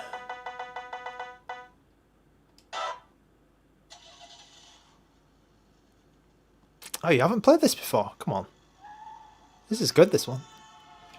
So this is an example of a 3D game on Dreamcast, which works okay at 30 FPS. So there's going to be some games, because a lot of the Dreamcast games, they were from arcade, right? And they ran at 60 FPS. And a lot of those games are actually they're going to be hard to run on this device, on this handheld. But there are a couple of games like this particular one, which runs at 30, which was, it's okay actually. So let's see. So I need to do the bloody challenge to get a car. So let's get a car, let's get this MG.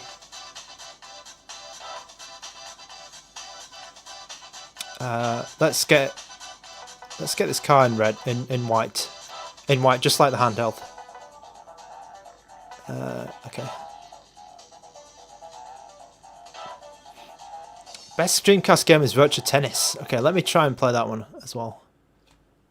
It's been a while since I played some Virtua Tennis.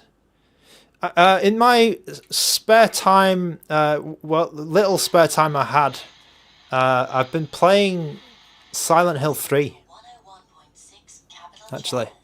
At the third stroke, the time sponsored by Diet Tango will be time. Nuts, nuts, nuts. What the? Now we're going to have a listen to the debut single from newcomers Defunct. What the hell is this? Outside In. Oh, Seeker's Power Build Multi Mechanic. Have you heard they're going to make a new Tokyo Extreme Racer? Have you heard it? Have you heard this? This is incredible news, because I like that game. Oh shit, what am I doing? Okay, so here's in a game where you'll be using your analog stick. Oh you thought I was gonna go straight into that wall, but I didn't. I didn't.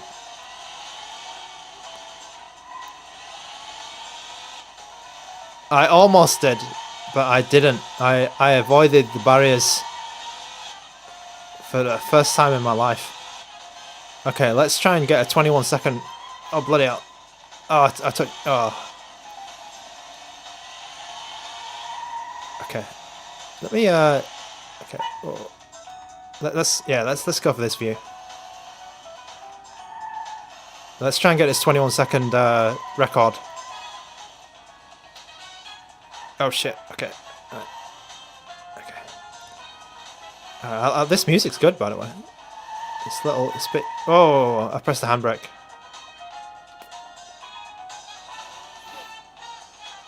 I'm not sure when this new Tokyo Extreme Racer is coming, but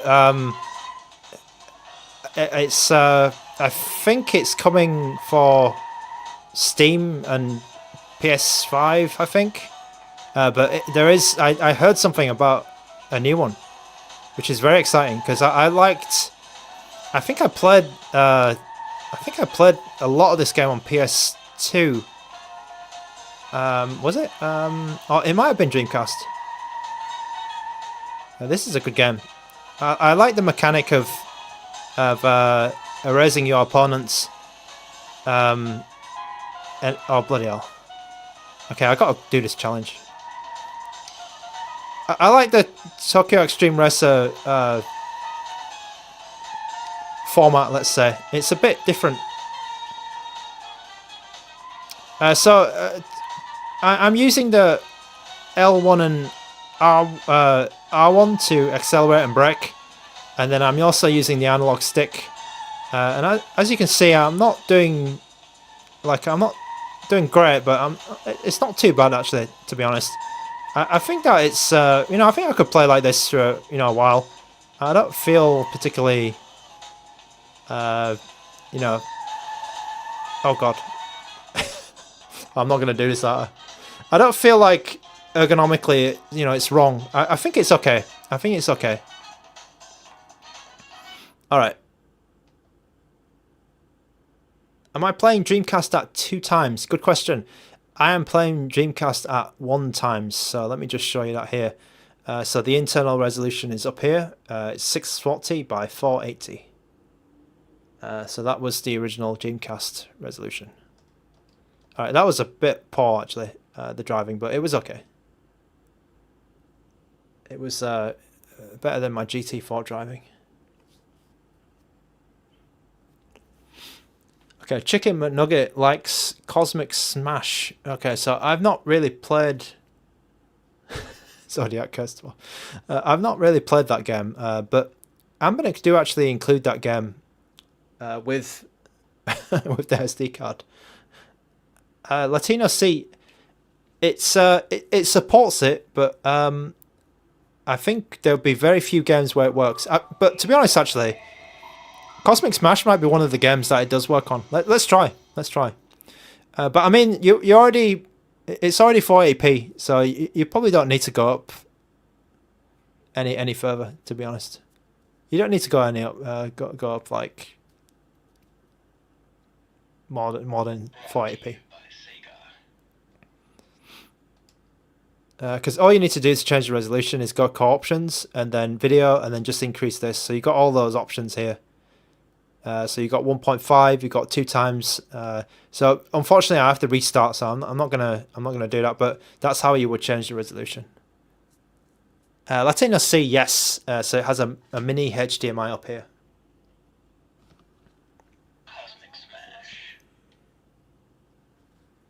Alright. I don't know how to play this game. Okay, welcome. Oh shit. Oh, is it just like Virtua Tennis? It's even got the same bloody noise. That sounds familiar. Okay, I meant to Cosmic Smash these. Okay. I didn't lose any balls. Okay. Next level, Cosmic Bus 717. Theo, okay, I kind of agree. I'm leaning towards that because I like Virtua Tennis a lot as well.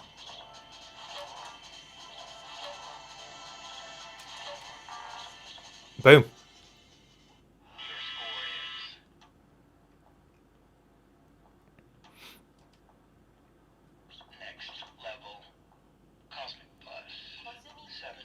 Let's get on the Cosmic Bus.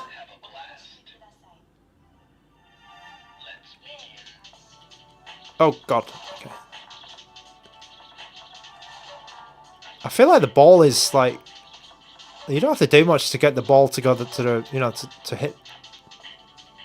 Oh god, maybe you do.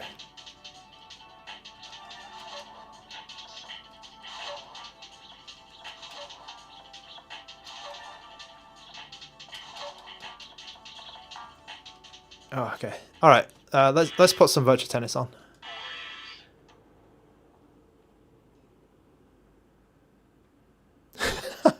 Okay, lame ass game.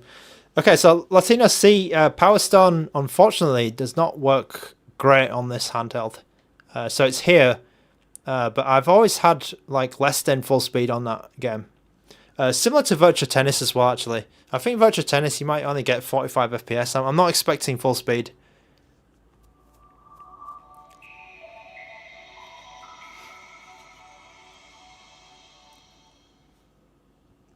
Alright, we're coming up to how long? We're coming up to what? Okay, we're coming up to 1 hour 40. Okay, so I'm probably going to take a break in a moment, and then I'll come back and we'll play some more games. Maybe after this one. Let me see, Latino C. I remember I had some issues. I think if you put some some custom firmware on, it should be okay. But I remember having some issues in Power Stone. Yeah, maybe more OS it'll be okay.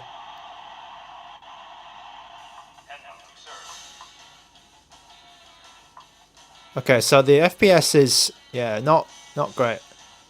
Okay, Theo is asking what will I do on the break. I'm gonna probably go to the bathroom. Okay, so we're not getting full speed on Virtua Tennis, unfortunately. I need frame skip 1, I think. So basically Virtua Tennis will be 30 FPS.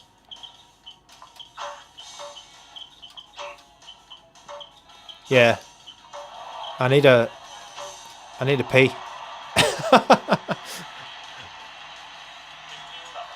Now I was going to stream a little bit longer today, but I can't do 4 hours in one go. It's I don't think I've ever done 4 hours all at once. I think the longest I've ever done is like maybe 2.5 or 3. But I want to go for 4 hours today. But I need to have a break in between.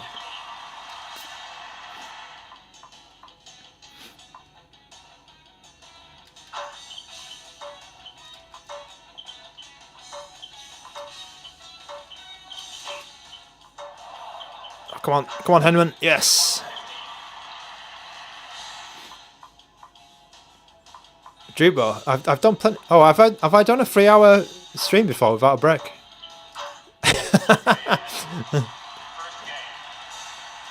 Okay, there's a bit of a graphical issue there just then. Like the replay wasn't quite right. I don't know what my longest stream without a break was. I remember I did a bloody was it 4 or 5 hour stream for the Arc in the afternoon. That was pretty fun.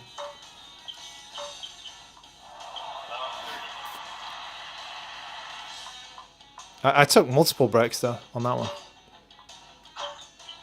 Oh, look at that return! That return from Henman, that was brilliant.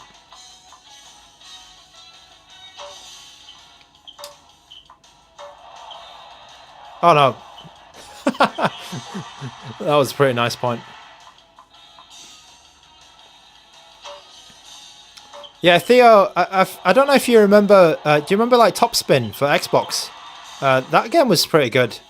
And it was a bit, it was a Virtua Tennis clone. I did enjoy Topspin. But I don't know if they ever sort of brought it back.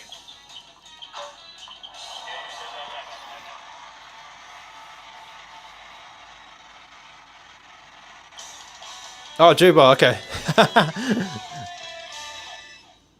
No, I'm good today. I made some time, I made some time for streaming because it's been a while, and I think that it's fun. It's always fun to have a stream.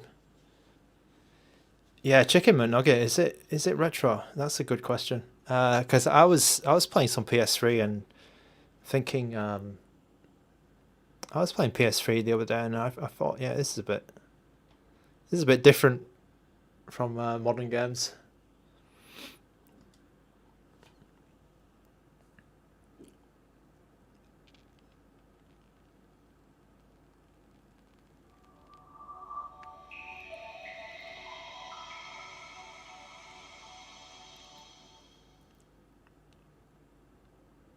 Latino C asking just previously about the shaders.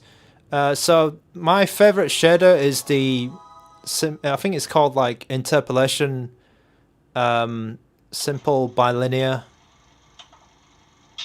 That shader. It's in the interpolation folder. And then I also like doing some frame blending. The Power-Kitty V10 can actually handle that, which is quite nice. So yeah, I've played this game multiple times on stream, but I don't like this game. I didn't have that many. I didn't have that many friends who like to play this as well. That's why I don't have fond memories of. Yeah, I'm not really a big fan of this. Have I made a video on shaders? I don't think so. Bloody hell, this looks like this looks really nice. This looks really nice. Like the graphics look really good. Colors, the graphics, the sharpness, the brightness of the screen. The screen that ANBERNIC have picked for most of I think all of their 4-inch devices is very nice. It's a very nice screen.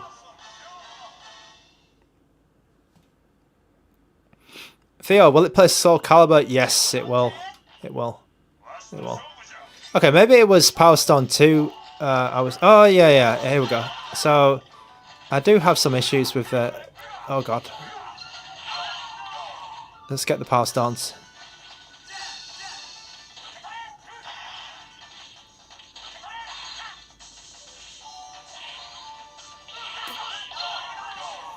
Let's get his Power Stone.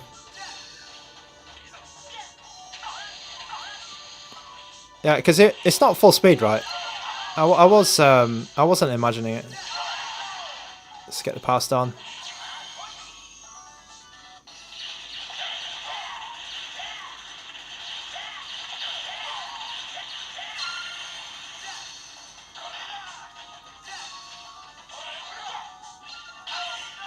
Oh no! Let's get the Power Stones.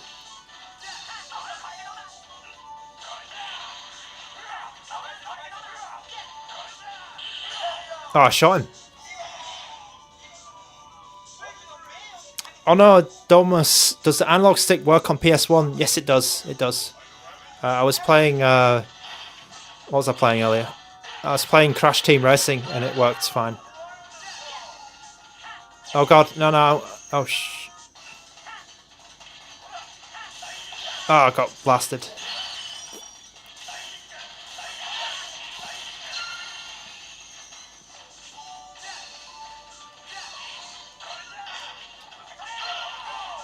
Let's get the Power Stones.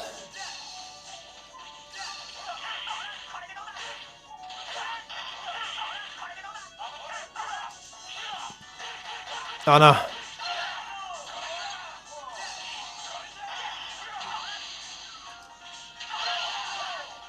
I lost my bloody Power Stone again. Oh, this guy keeps meleeing the shit out of me.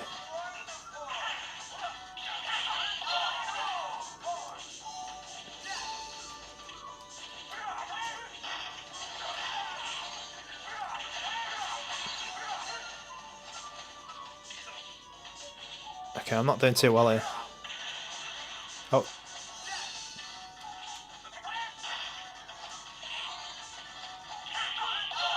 Oh, okay, let's get the pass on.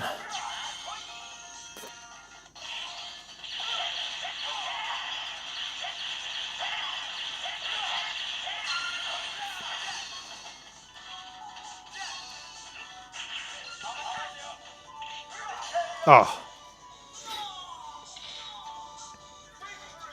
Yeah, it looks, I mean, it's playable. It is playable. But it's not full speed.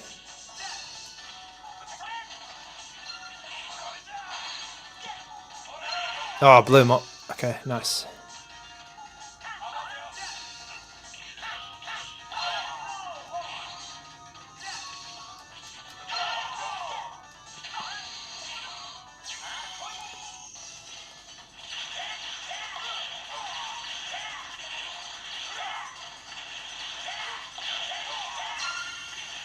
Okay, that's working well.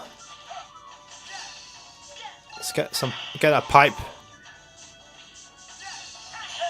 Okay, nice.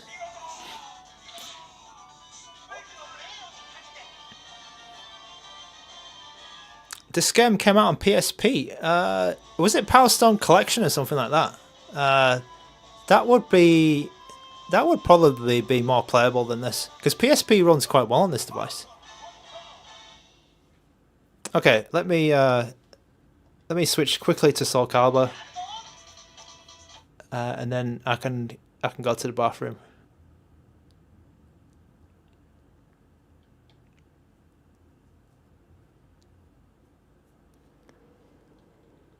Okay, so Soulcalibur, Power Stone, Virtua Tennis, all those games are included on the SD card with the device.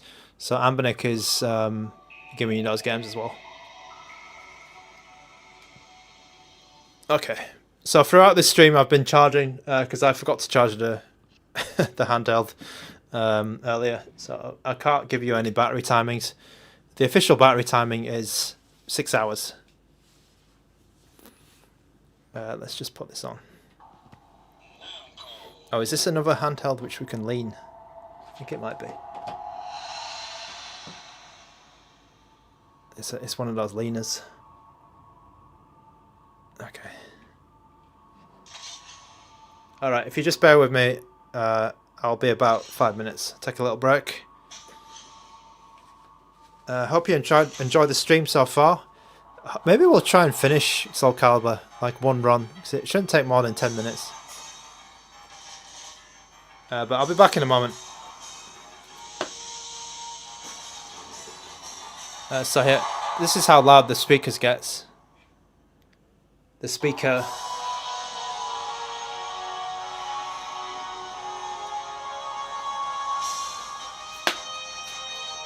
Yeah, I'll wash my hands.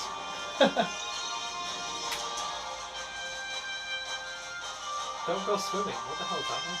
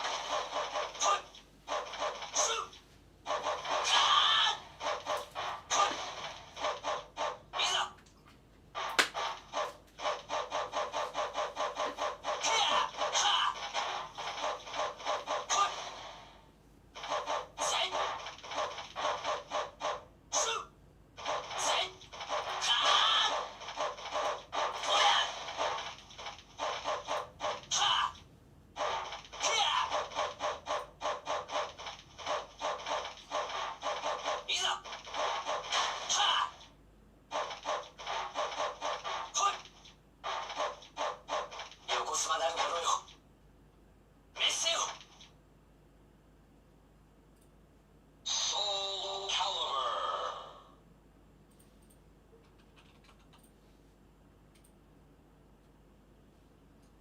Battle 1, fight!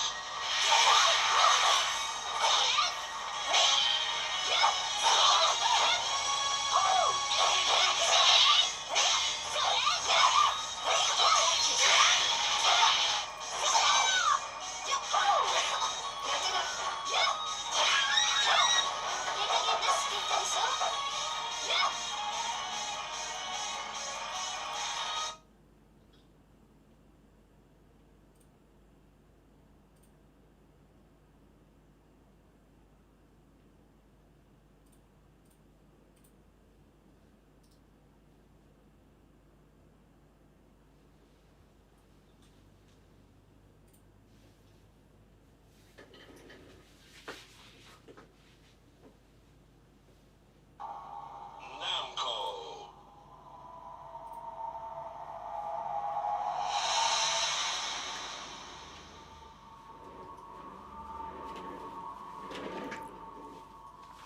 Okay.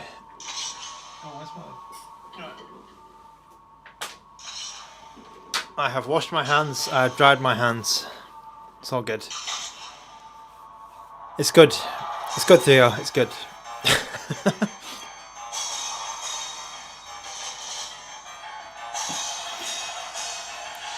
Okay, do I even need that? Oh, we're at 100%. Okay, we're at 100% battery, so I don't need this anymore.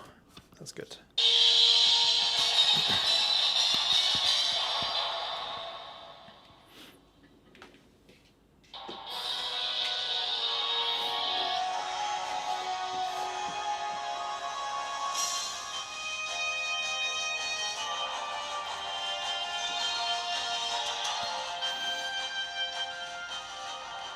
Okay, so before we continue with the stream, I just wanted to say some thanks actually to there was a lot of people asking in the comments how things were going, so it's very nice of them. So I want to say thanks to someone, Dawson James. I think you were in here earlier. Rhoda Lisa Retro Games, shout out to you. Chemical Burrito as well. Thanks for asking how things are going. And then also thank you to Craig Hedge. Oh, all these usernames. Corny Puddle. And Sutang Wong. Thank you very much. And oh, Aragon Frost had a funny comment. By the time I return, the Miyoo Flip will have released. Well, the Miyoo Flip is, I heard, is delayed until bloody December, which is kind of funny. So thank you to everyone. And then also I have the Miyoo Flip is still not out yet. There's a rumor I think that came from. Russ from Retro Game Core. Russ said that it's not going to come out until Christmas. Okay, and then I want to say thanks to some sponsors, kind of sponsors. So of course, thank you to ANBERNIC. They've been fantastic in hooking me up with these new devices. Thank you so much to ANBERNIC, everyone out there working very hard. I don't know how ANBERNIC does it. It's crazy. Tony R, hello, welcome.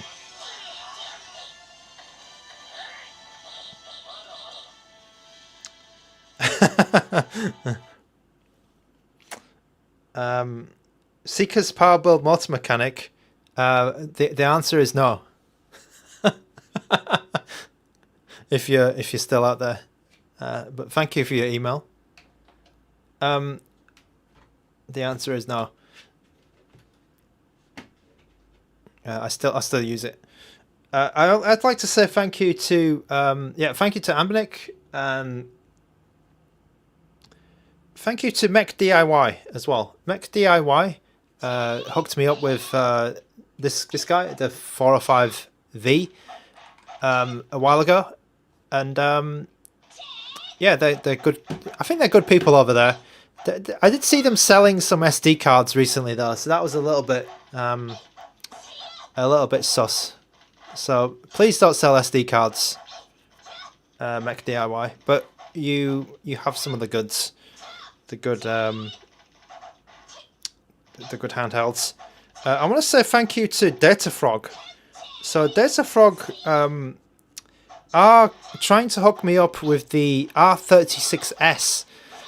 So I haven't taken Datafrog up on their offer yet of the R36S because it is one of those 3.5-inch vertical handhelds, which is a little bit e-wasty, let's say. So I have too many devices. There's a lot of devices which I have not shown on the stream yet, which I actually have. And instead of getting more, lower end devices, yeah, I'm a little bit reluctant to get the R36S in because I have a lot of vertical handhelds already. But thank you for Datafrog for communicating with me.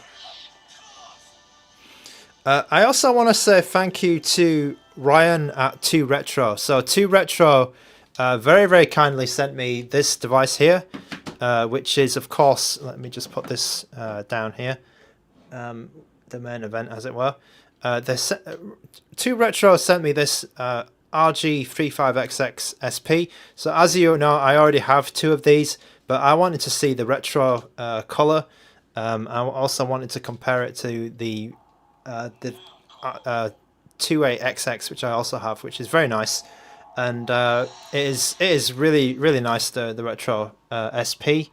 I like this bezel as well. I just like, well, the SP is one of the most popular handhelds of the year. I'd say maybe like the one to beat this year, and it is really nice to see that the retro one is so good looking. So here's a shout out to 2Retro. So 2Retro is a new store, and when they first emailed me, they actually didn't have many products on their store, and I was a little bit I was thinking, who the hell are these guys?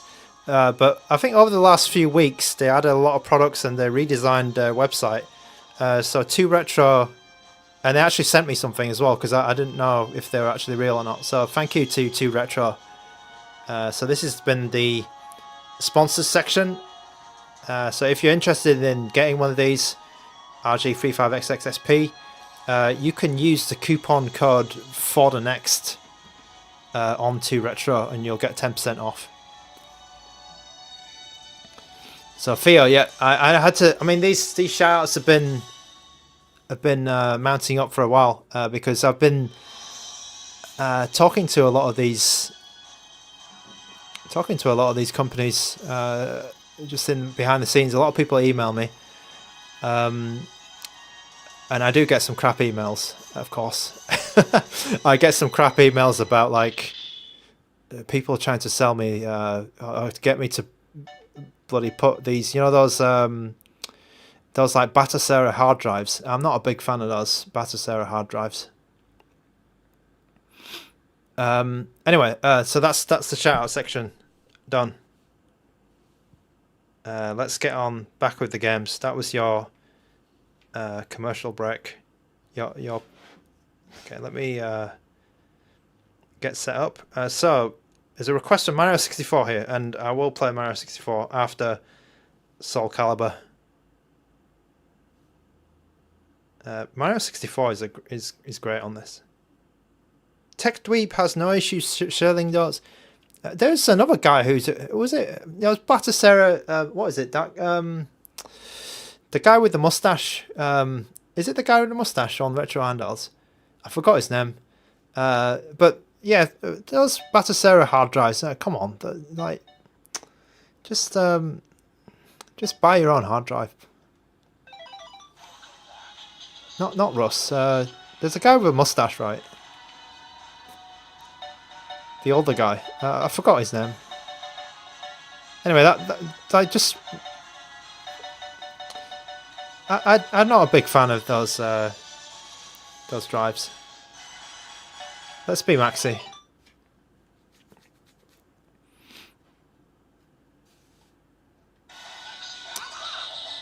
Tony R, this D-pad is very good. I should probably play a few more platform games to verify that. I played a lot of fighting games today.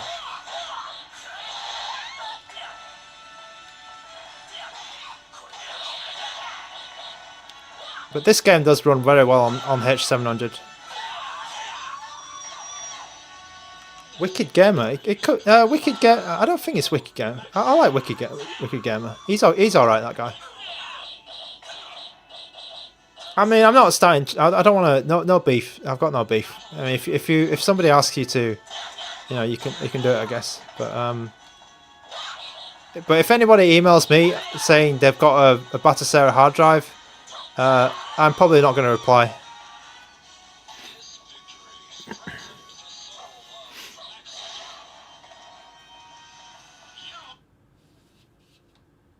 Yeah, but if someone emails me and says you've got a new handheld, then I'm interested. I'm definitely interested.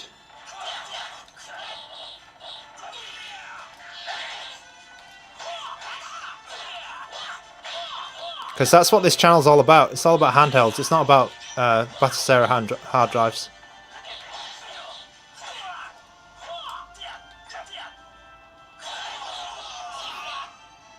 Oh yes, I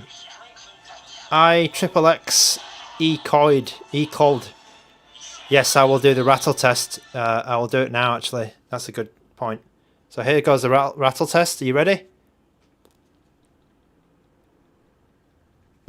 This is the quietest. This is the quietest ANBERNIC I've ever had. I think nothing rattles. Nothing rattles. Dreamcast, Tony R. Nothing rattles. The buttons do not rattle. The triggers do not rattle. That is great. No rattle. Maracas test. Like, let's contrast that with the 28XX.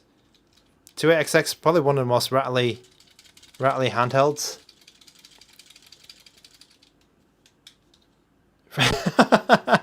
Free shakes. Good callback. But yeah, this one is good. Really good. The triggers do not rattle. The buttons do not rattle. Nice. Good good call.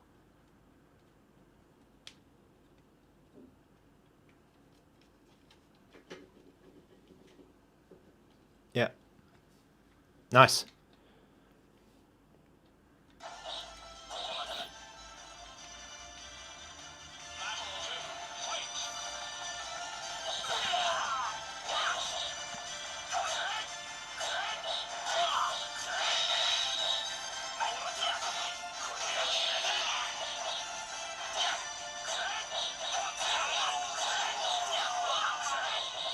Oh, Maxi is just too cheap. Clash Clans, welcome back. Hello. Snake, hello. Solid Snake. Are you solid? Are you old Snake, or what's your favorite snake? Old Snake or Venom Snake? Or solid, liquid?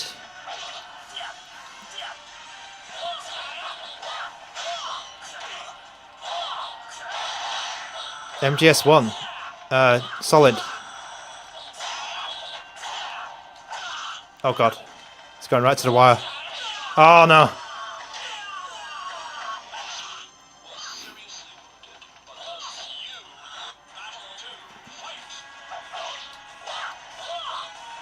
I'm kind of excited for the MGS3 remake. I think that Konami has turned a page. So I'm interested in playing that because I like MGS3.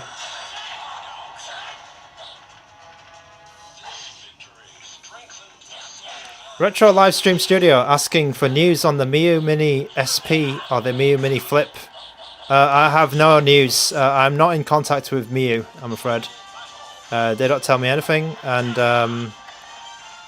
I've never talked to them before.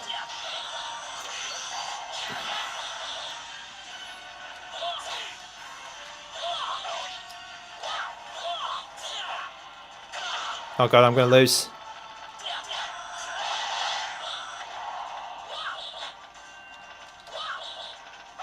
Oh, I forgot that you have to press a button to block on this.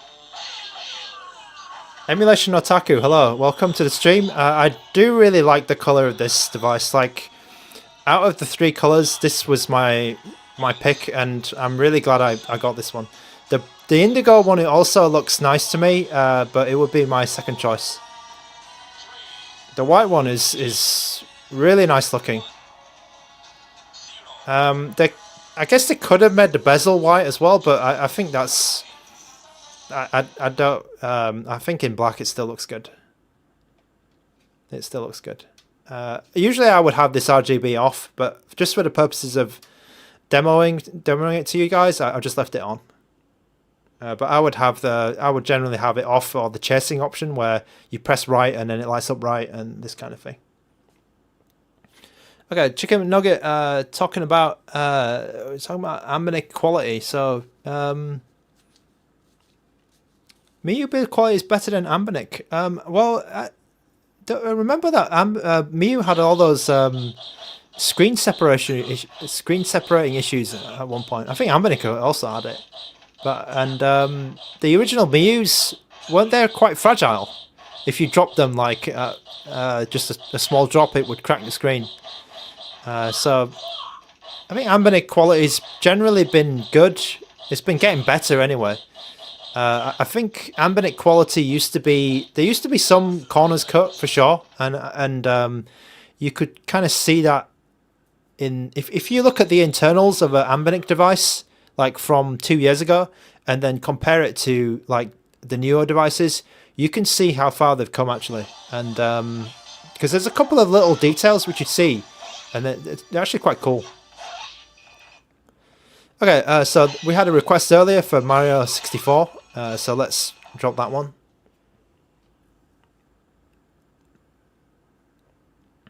Okay, Snake is interested in MGS3.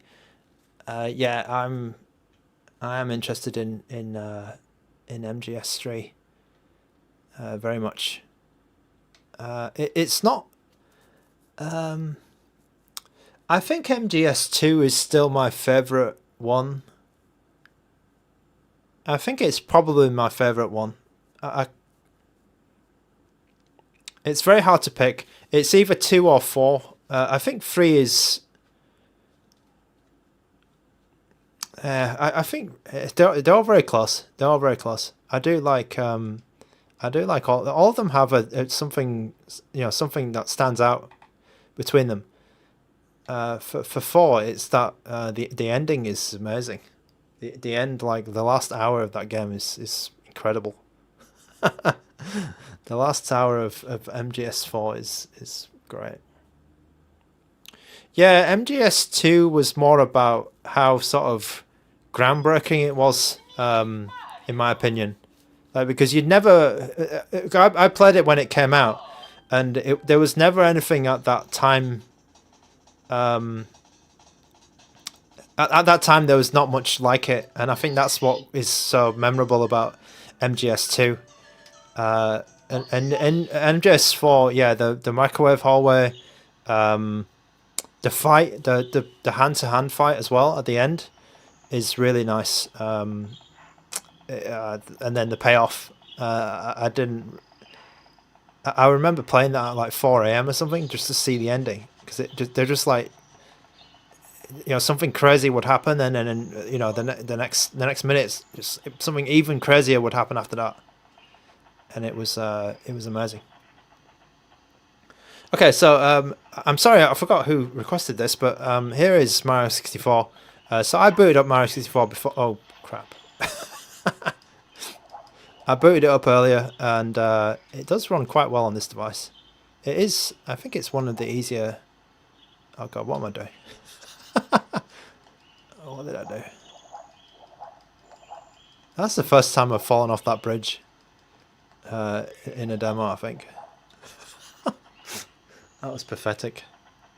Okay, let me get up here. Okay, so just to confirm as well, this is fully analog. So Mario can walk a little bit here. He can run, obviously, you know, if I push in the direction completely. But then he can also sort of walk. That's the camera button. Where's my Z button? Oh, there it is. So he can crawl a little bit. He can crawl very slowly. And then he can run at full speed. So that's just to confirm that the analog stick is working as how you would expect. So this game, you can see he's kind of snapping in those directions as well. So we did the PSP test for the snapping earlier, but yeah, you can see that he's quite, you know, he doesn't run in a nice circle. Oh shit, sorry. He doesn't run in a nice circle. If I try to run in, you know, if I can't get him to run in a, like, he's either going in one of the 4 directions because of the snapping. He's not like, it's not as smooth as it could be. That's what I'm trying to say. That's what I'm trying to say there.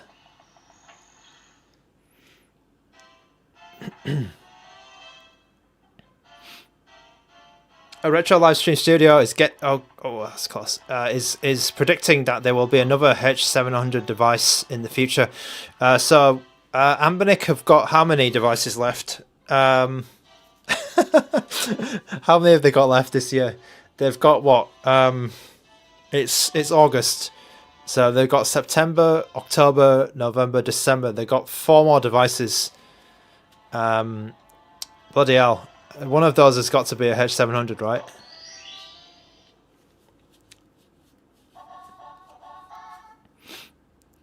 Snake, the XU Mini M stick, like, in theory it's good, the XU Mini M stick, but I actually don't like it because I think the top is too slippy for me when I used it.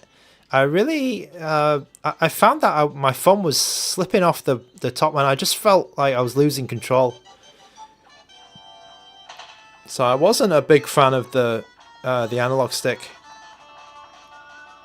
Like, it wasn't a disaster. Like like Trim UI Smart is a little bit of a disaster in terms of the analogs. Oh shit! I've lost. Okay, I gotta step this up. I gotta step this up. I think I've lost this, unless I. Okay, I'm gonna blame that on the. I'm gonna blame that on the snapping.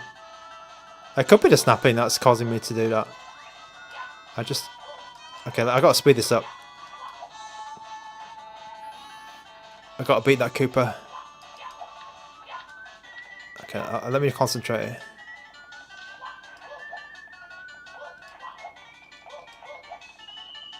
The analog stick on this is okay, but it probably does need a little bit of gamma fixing. I've generally been okay with these kind of sticks, but as I do play a bit more of them, I do feel like when you've played like a really good analog stick, then it does feel like it makes a difference. Oh god.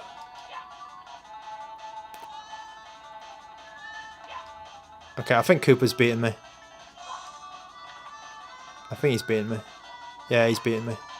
I made a mistake.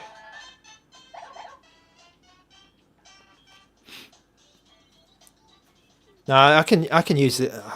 I can usually beat him.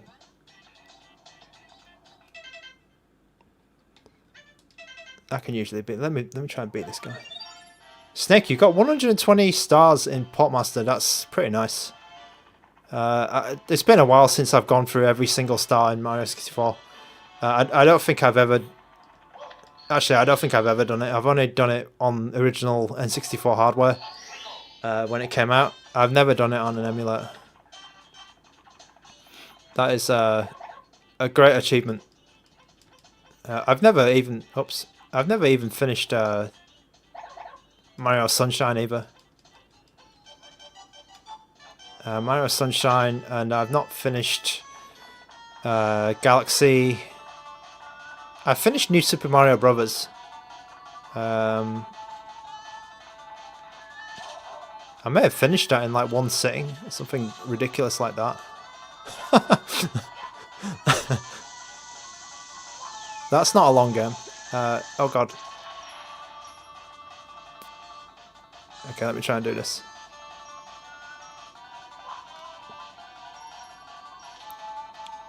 Metal Gear Solid 2 should have been Twin Snake. What the hell is that? Blasphemy.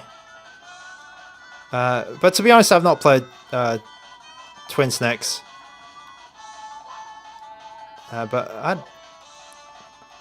I mean, Hideo Kojima has said like Twin Snakes is not canon. Oh god.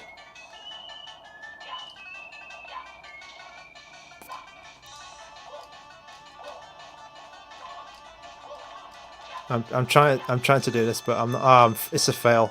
It's a big fail. Oh god. Oh, it's all going wrong.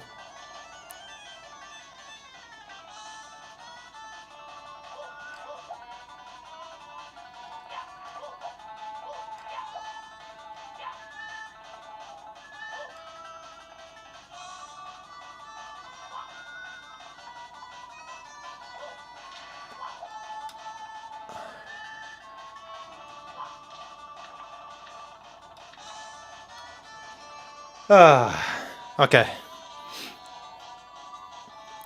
Theo has not finished a single video game. What? What?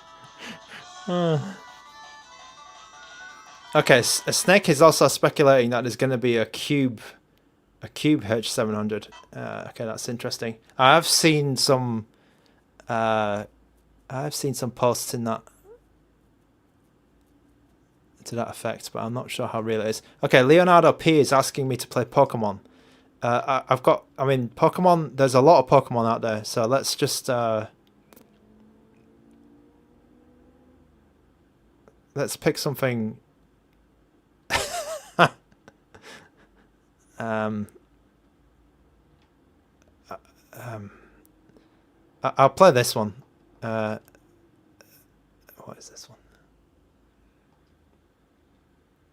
Let's put Moopin on. Toby Lee, hello. Welcome back. Hello, Toby. I hope everything's okay these past few weeks for everyone who's coming back. For me, it's a bit of a mixed bag. There's a couple of things. Yeah, I don't really want to go into detail, but there's a couple of good things that happened. There's a couple of shit things that happened, so I guess it balances it all out. Airwalk 1616, do I have a SD card with MuOS on it? I think I might do, but it'll be an old version, and I think it won't be... and I don't remember which which one it is. I've got a lot of SD cards. Okay, so what's this? What the hell is this?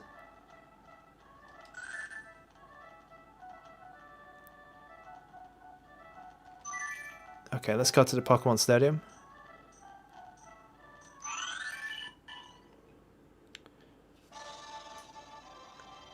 Snake, I believe... go to battle now, okay.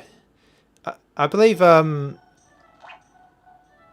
Russ from Retro Game Core has done some testing on that, so you might want to refer to that video. But those the talented people over at MuOS, like Adixel, they're definitely on it. I'm pretty sure they're on it. Okay, thank you for the pointer, Chicken McNugget, because I obviously don't know what I'm doing. Okay, what am I doing? R button to check. Okay, I'm all ready. Please select. Oh, shh.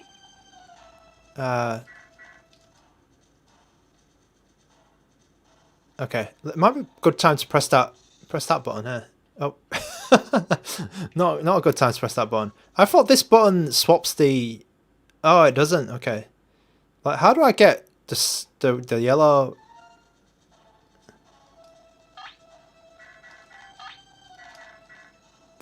Was it was there like a, how do I get the bloody C buttons? 'Cause I think somebody was talking about this earlier, wasn't there? Was there a C button toggle somewhere? C button toggle, yeah, it is. R2. So if you hold R2, then your buttons become C buttons. Let me just get rid of these Pokemon. Okay, how do I get rid of those?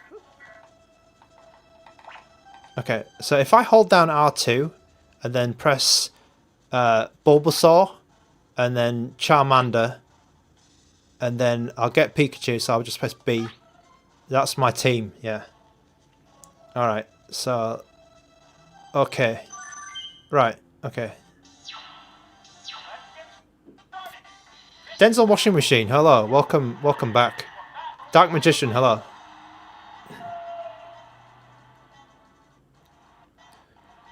Theo, yeah, I need to make sure everyone's oh, what's going on here?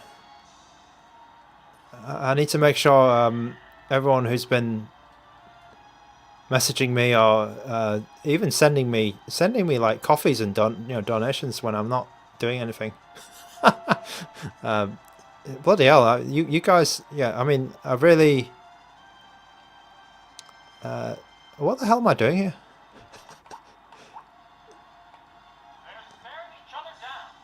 Yeah, we're staring at each other, then what am I meant to do? Flamethrower. Oh god, that flame effect was super effective. Oh, it destroyed... Okay, almost destroyed my...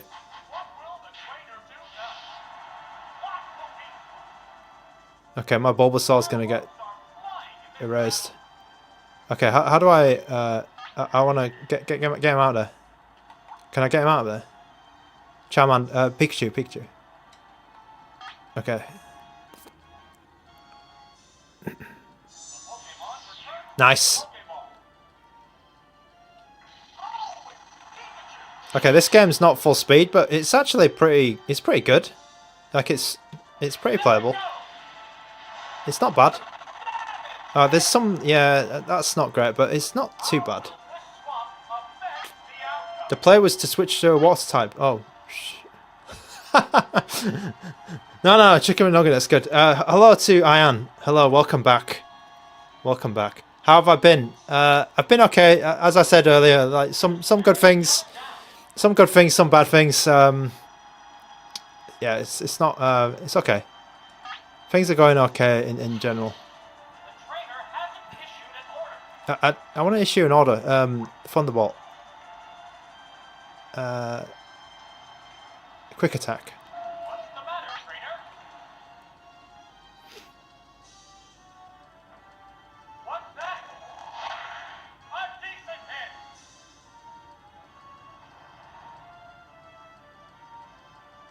Yeah, chicken McNugget. I got no. I don't know what I'm doing. But oh, my Pikachu got knocked out. What will the next Pokemon be? Okay, this guy's a fire. Yeah, this guy's fire, right? So what am I doing? Is Charmander a water?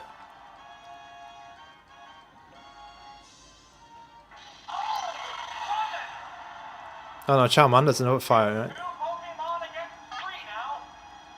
This battle is still up in the air. Oh god. Let's just slash. I hope everything's okay. I hope everything's okay with you, Ian. I got him. Which Pokemon is coming out? I mean, you guys know me. I'm not a Pokemon. Oh god. How will the type I'm not a Pokemon guy. battle? Is that guy a... How do I... battle? Can I just flamethrower this guy?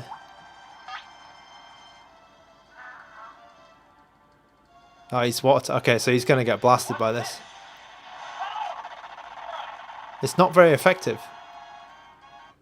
Right, that's sir. Ian, oh, he's dead. I got destroyed. There's only one Pokemon left in reserve. I hope it's not too boring for you, Ian. I mean, you can still get through work.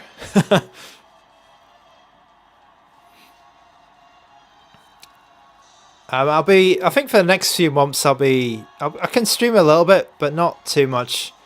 I think next year, towards the end of the year, next year, I'll be able to pick it up again in the same sort of, Issued an order. oh, what am I doing? Same sort of way. I don't know, what am I doing? What's the matter, trainer? Oh no, I got no. Oh, okay. There's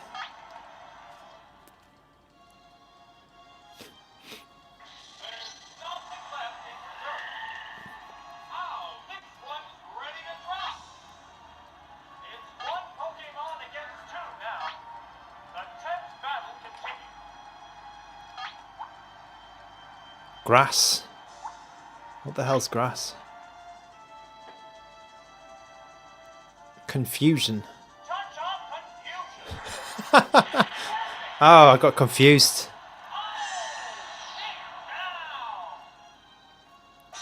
Okay, I got wiped out. I got completely wiped out.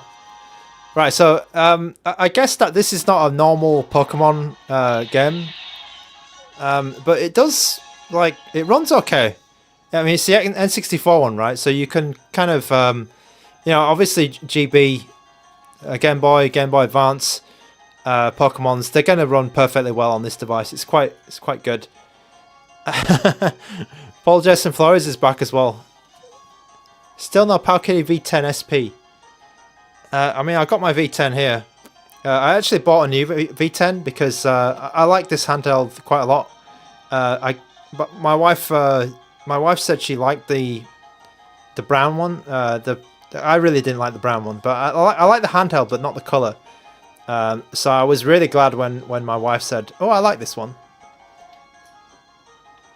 So when she said, when I just jumped on that. As soon as she said, "Oh, I like it," then it was like, "Okay, here's yours. I'm gonna buy this US Super Nintendo one because I like the V10, but it's just that I got the color wrong."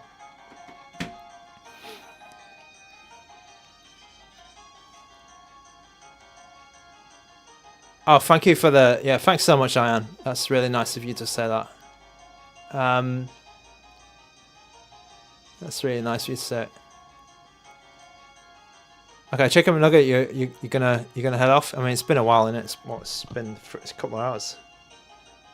It's a 3 hour. It's almost a 3 hour stream. Take care of yourself, Chicken McNugget. Okay, so Monkey 1. Final take. Okay, worth a purchase.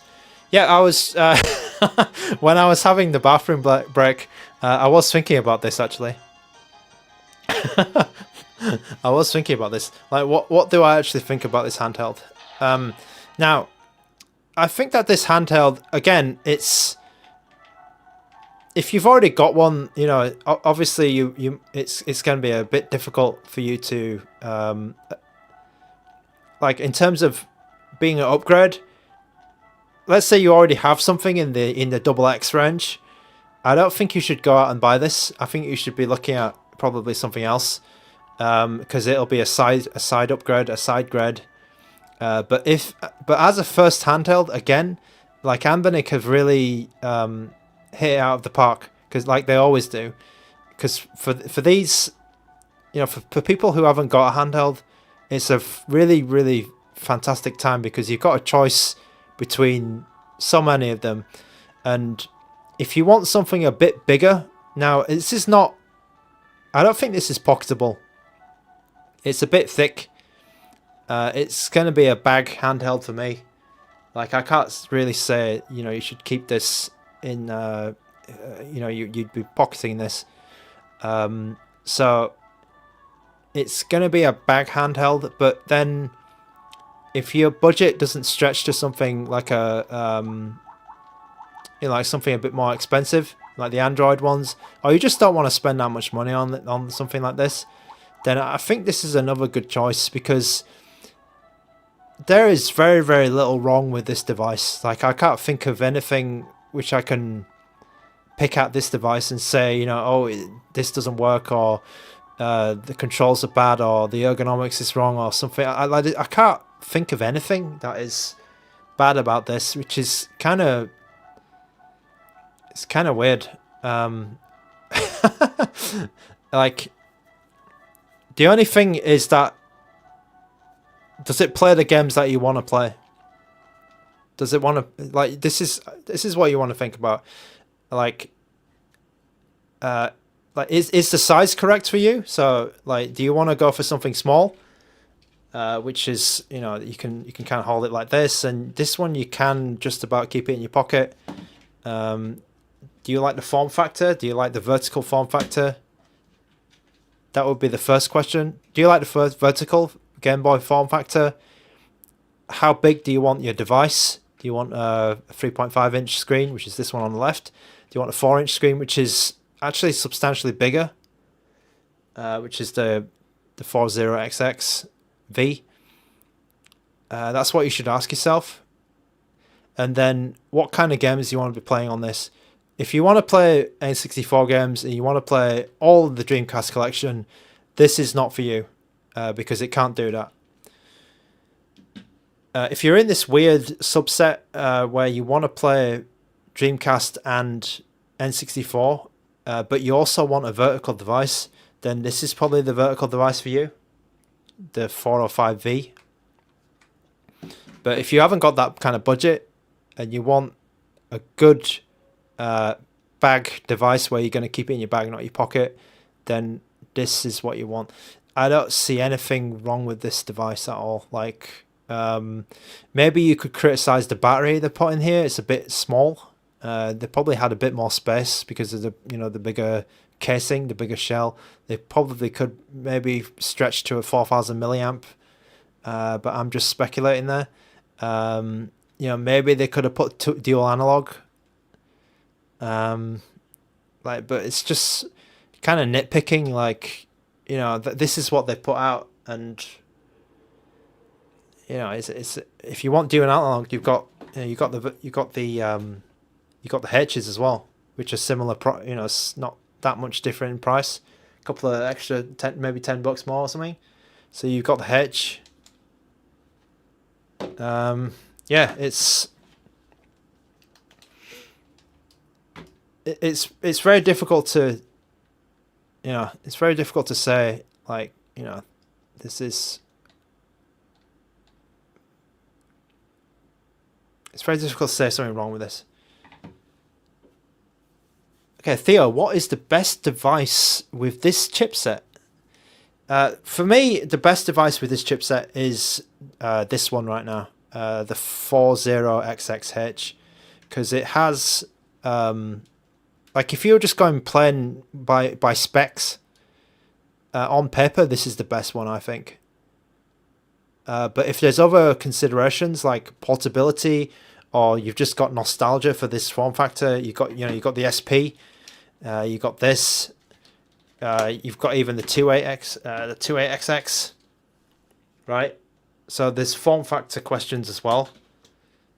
So yeah, let me let me just get the Miyoo Mini Plus. Where is it? Oh, where is it?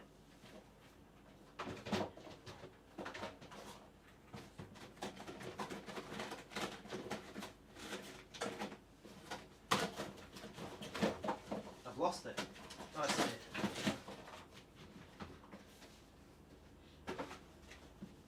Oh, I found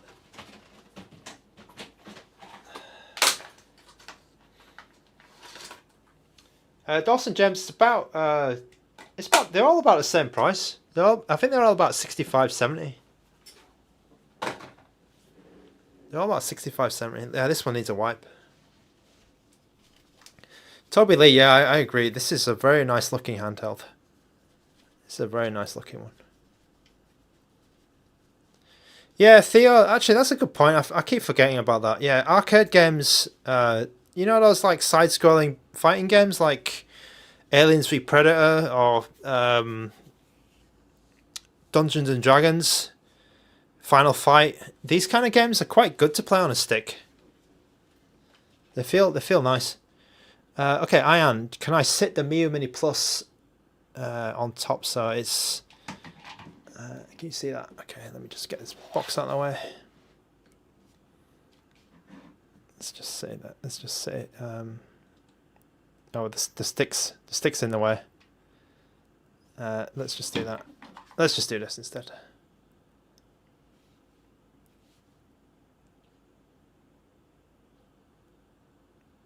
So not a big difference in terms of thickness, actually. There you go. That might work.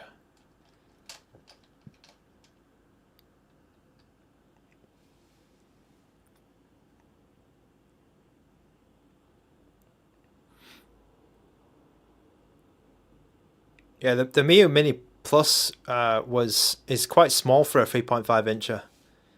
Because even the Miyoo Mini Plus is smaller than the RG35XX Plus, right? But this is a beast. It's actually a beast. Jason L. Yep, this is your side by side here.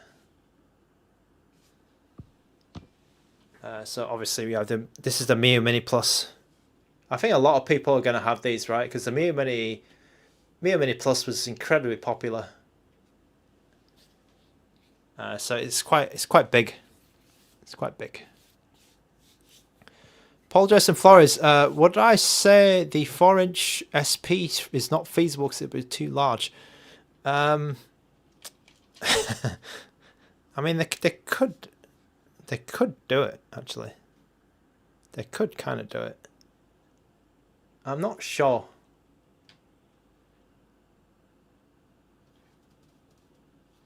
I mean, Ioneo like have a big screen on a flip, right?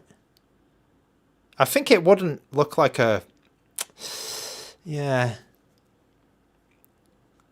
I'm not sure what it would look like. I think it might be possible, Paul Jason Flores. Might be possible.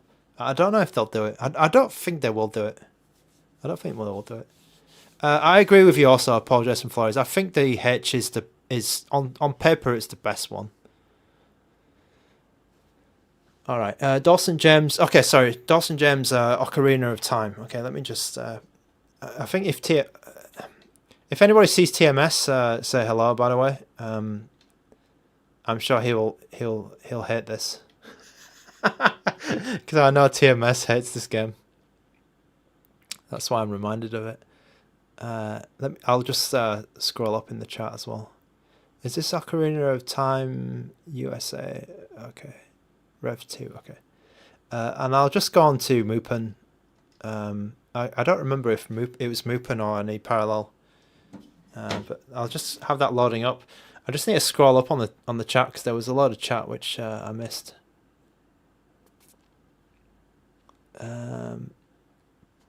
Okay, Snake, you're planning on buying this, okay, so Snake, yeah, I think it is. If you just wanted a like for like replacement, it's a minor upgrade from a Miyoo Mini Plus. I think Miyoo Mini Plus, obviously the software is very good on it, but I actually think that ANBERNIC H700 platform has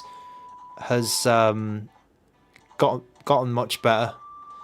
Because there's not that much development, more development on Miyoo anymore. Miyoo's a bit, they're getting squeezed out a bit, and it's,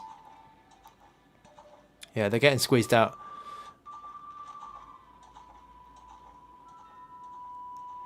Toby Lee, I agree with you. ANBERNIC build quality is a bit crazy actually. It has been improving. Like I said before, if you take like the 552 or the RG353V, you look at those devices and then you compare them to the devices that are coming out now from ANBERNIC, the build quality has stepped up.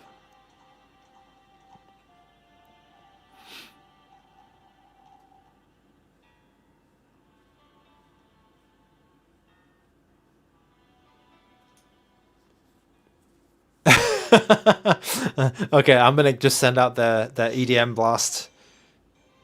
Yeah, the email blast. I think I unsubscribed from those. Anyway, okay, so sorry. Let's. So we have Dawson James' request here. Oh wait a minute, is this Ocarina of Time? This is it. Yeah, this is. Sorry if I keep like doing this. By the way, I'm. It's been a while since I streamed, so I'm not. My hands are moving around more. Like I don't keep my hands still for hours on end anymore. I'm always moving around. I need to lift things up, and I need to I need to lift things up and move things around these days. So my hands are a bit more. They're moving about a bit. I even got a scratch moving around. I got a scratch on my arm because I'm doing some manual labor, which is not what I do. Okay, let's get some of this music. I mean, Snake. I'm not a big fan of this game, to be honest. I tried to play this game so many times, but I've not. Yeah, it's not clicking with me. Yeah, I've been doing some manual lifting and shifting things. I usually just sit here and play games all day. Or for 3 hours a day. Yeah, I can't say I hate this game. I know TMS hates this game. Shout out to TMS if he's still around. I know he only comes in on weekdays, so I'm not expecting him to come on the stream.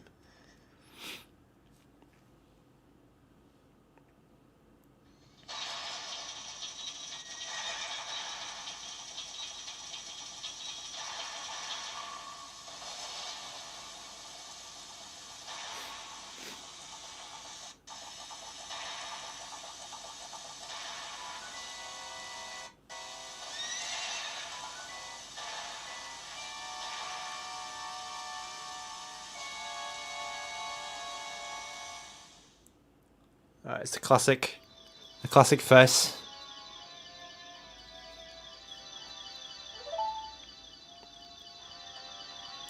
Okay, so there was a question earlier about how do you get the C buttons to work on N64, and the way you do it is you hold the R2 button and then the face buttons become the C buttons, so that will be your quick toggle. And then obviously we have an analog stick here, and then the D-pad, and then we have a button for the Z, a button for R. So I think we should be all covered in terms of N64 controls. Not perfect, not ideal, but it's okay. It's okay.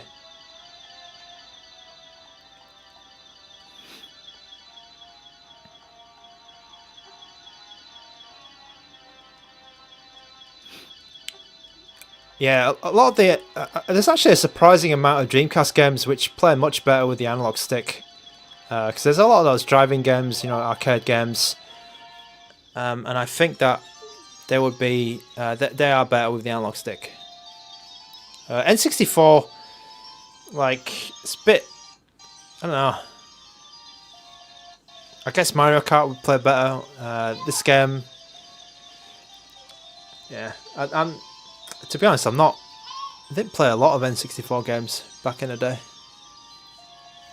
There are a lot of like character action games, I guess, and I think when you got those, you know, when you got that character movement, you probably want an analog stick. It'll feel a lot better because they've, like, you know, those 3D type games.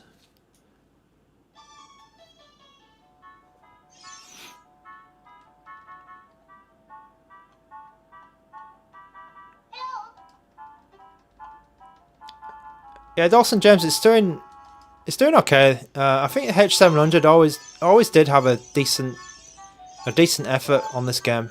Let me just go outside, have a look around. I'm using the Mupen core as usual because I think with parallel the speed is good, but I think the lighting is a bit messed up. I think with this one the lighting is fixed, but then the FPS outside might be a bit lower.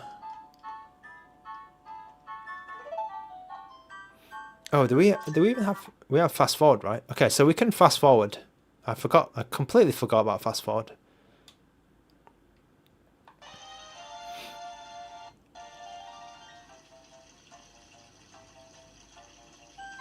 Yeah, JSNL, they could have put another analog stick there, but I'm not a big fan of like 2 analog stick on vertical because it doesn't feel great. It doesn't feel great.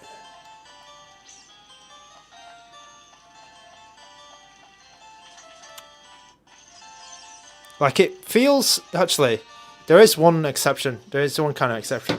It feels okay on this because it's so fat. Like it feels better on this one because it's like so wide. But I've seen other handhelds like, yeah, here's one I just have on the desk, the Pokémon RGB20SX.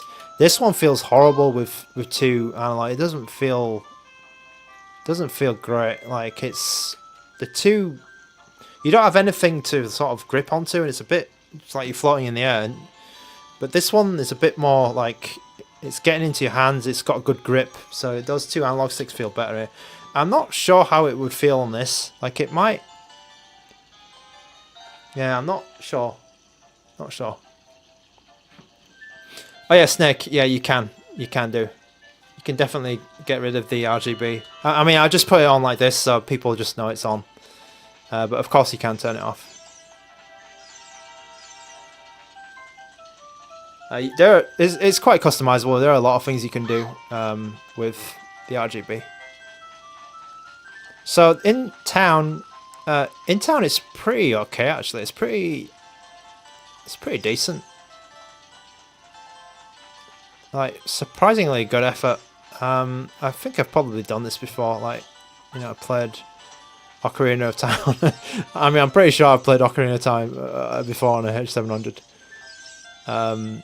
But yeah, can I pick something up?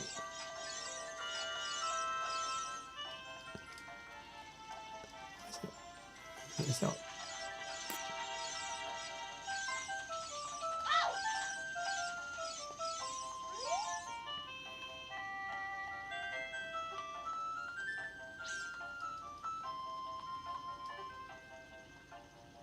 Oh God.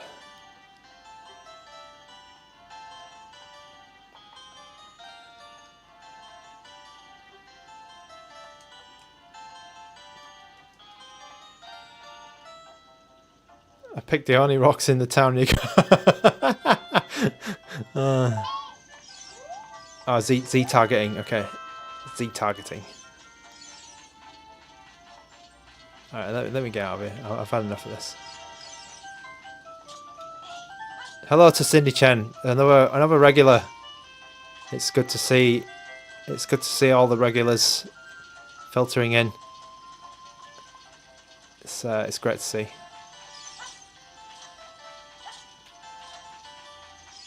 Okay, I think I've had enough.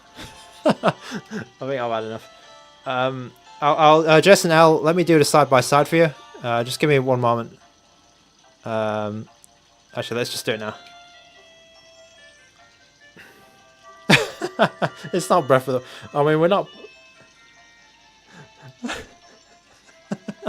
Breath of the Wild. Okay, let me fast forward this bloody guy. Okay, we're getting 100 FPS here. That's pretty good. That's pretty good, actually. He's still bloody slow on 100 FPS. Okay, what it does, it mutes the sound now. I think in RetroArch you can turn that off, but we're getting about 8. Oh, it's a little bit of a slowdown there, but I mean it's not too bad. It's still staying above 60, staying above 55 with fast forward on. So it's actually pretty decent. Pretty decent. All right. I was Ian. I was thinking how YouTube, like, what does YouTube do with like channels who don't upload for a while? Did it just sort of fade out and they just don't get recommended anymore? I was more afraid of the YouTube algorithm, because I'm sure I'm pretty sure before, you know, I was getting good ranking on YouTube because I was uploading so much. I was probably getting pushed a lot more. So I was wondering what actually happens if you don't upload for a while. Oh, it's the first thing. That's quite cool, Toby Lee. I don't know. Yeah, I guess the YouTube algorithm still has some mysteries. Yeah, I think live does. Live gets pushed up, doesn't it? Live gets pushed up.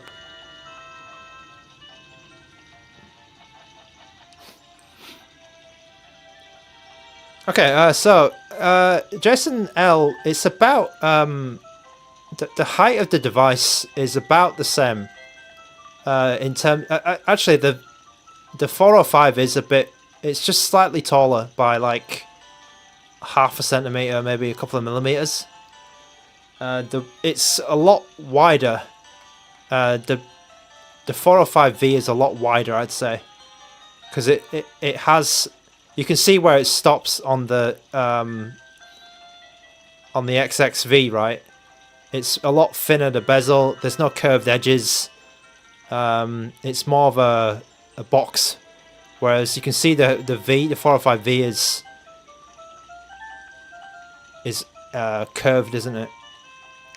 And then let's check the thickness out. So I'm gonna have to do this. It's probably not gonna fit in the camera.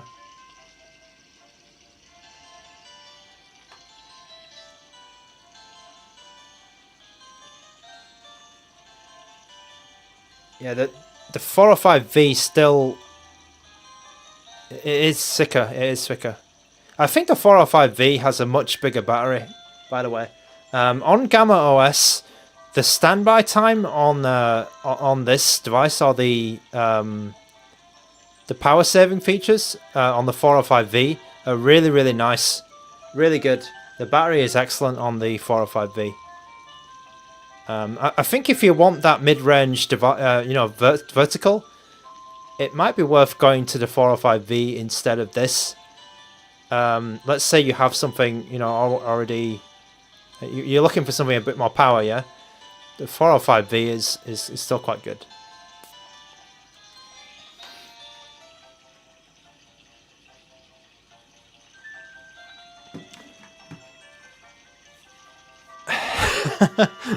Yeah, and let's look at the back. Let's just. I think I did this earlier, but let's compare the back because that the Kim Kardashian.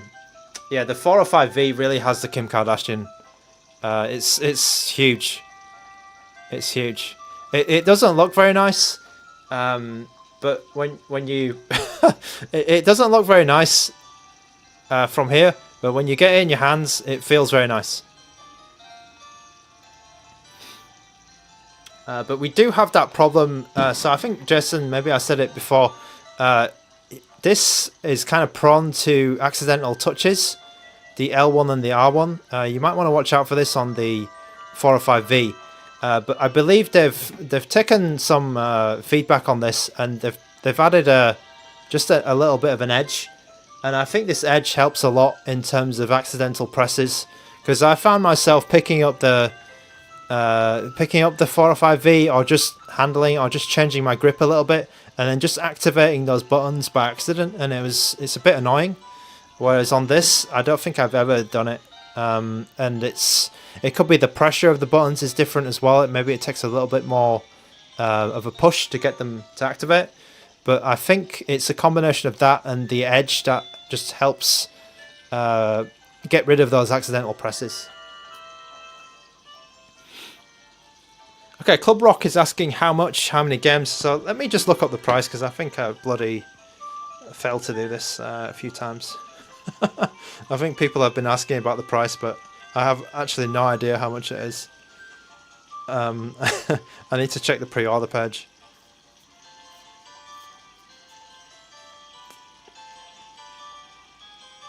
I believe there is a, the standard launch discount that ANBERNIC do. Let me just check. Okay, Iron's got you. So you get $7 off in the first 3 days. It's out on the 26th at 3 a.m. PDT. What the hell is that time? I don't know what PDT is because I'm in China. I'm in Chinese time zone, so I've got no idea what that is. It is $59.99. Okay, so yeah, it's 6. But Theo, 60 is not too bad. 60 is not too bad, I think. How much is the hedge?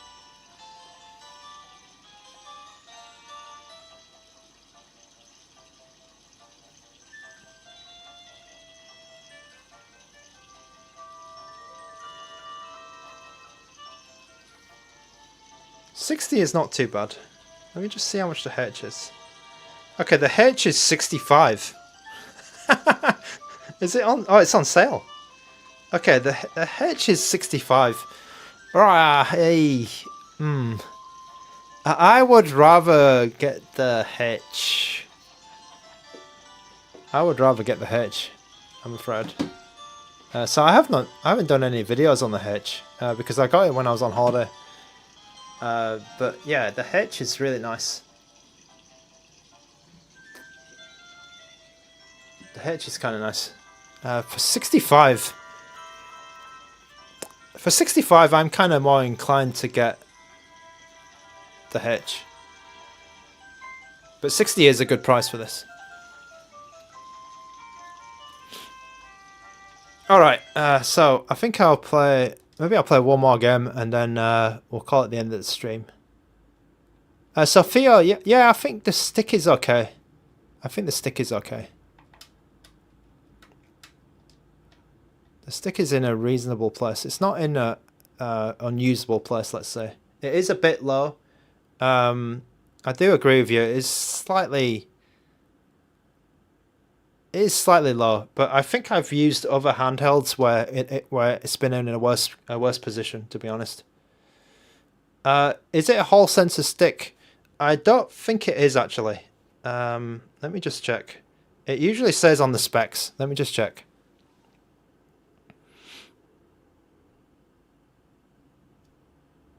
Club Rock asking, do I work for ANBERNIC? No, I don't. I don't work for ANBERNIC.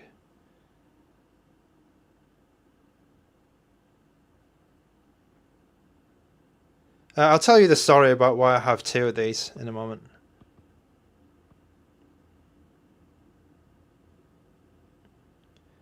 Yeah, I don't believe it's a Hall stick.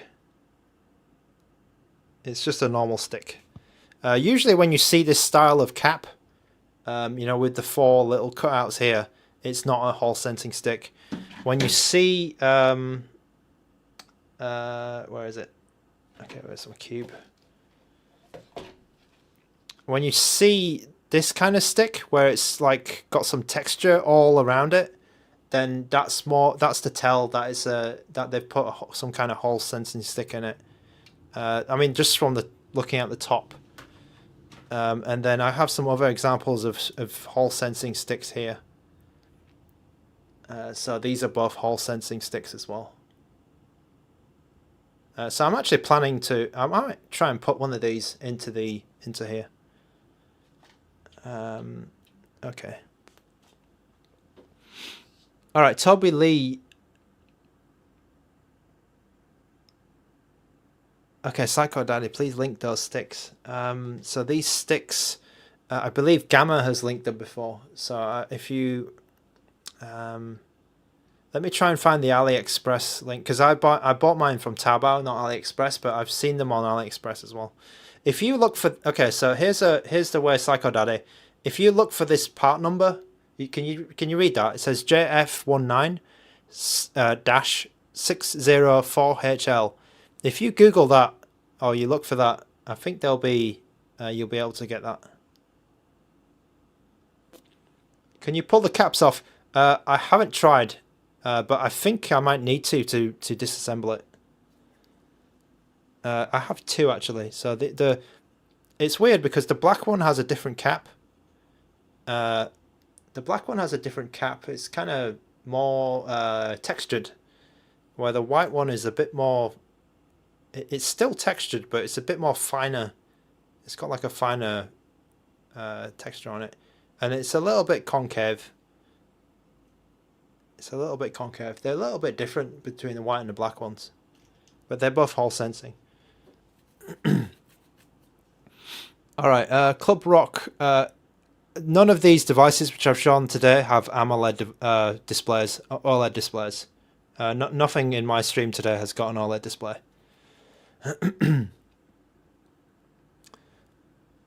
Okay, so why do I have two? why do I? Excuse me. Just give me a second.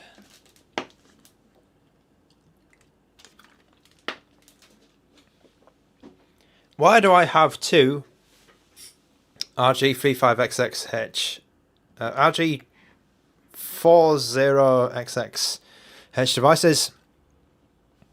Okay, so before I went on holiday, like the day before I went on holiday, in July, I think it was, they sent me the black one first, and unfortunately the black one had an issue with the screen. So it wasn't an overheating issue or anything like that, or a battery issue or anything that I've heard.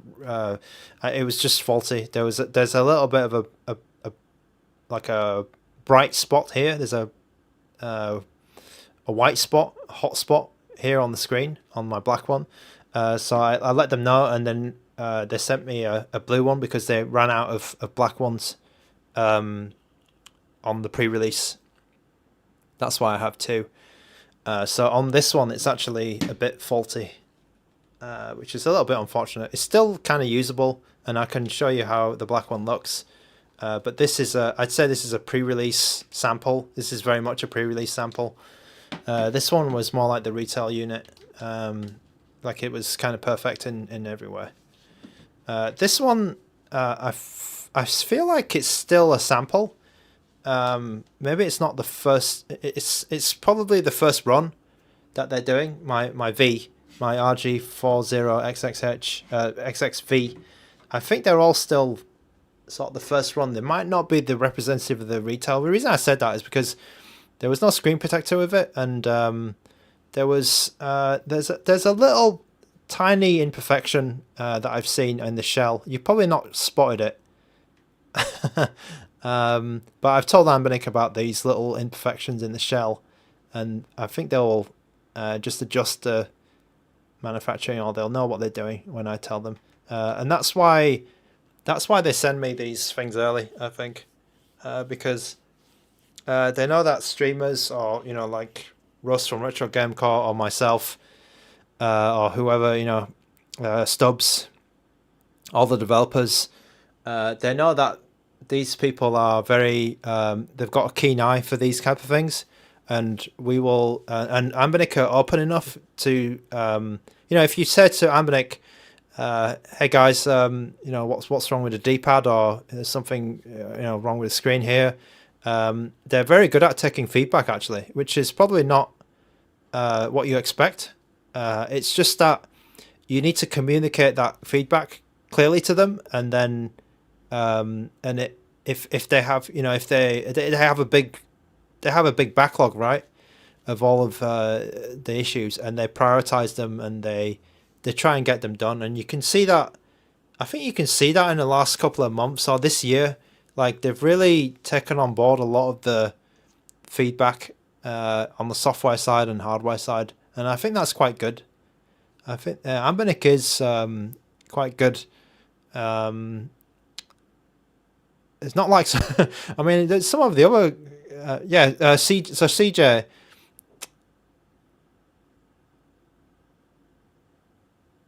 With this one, right?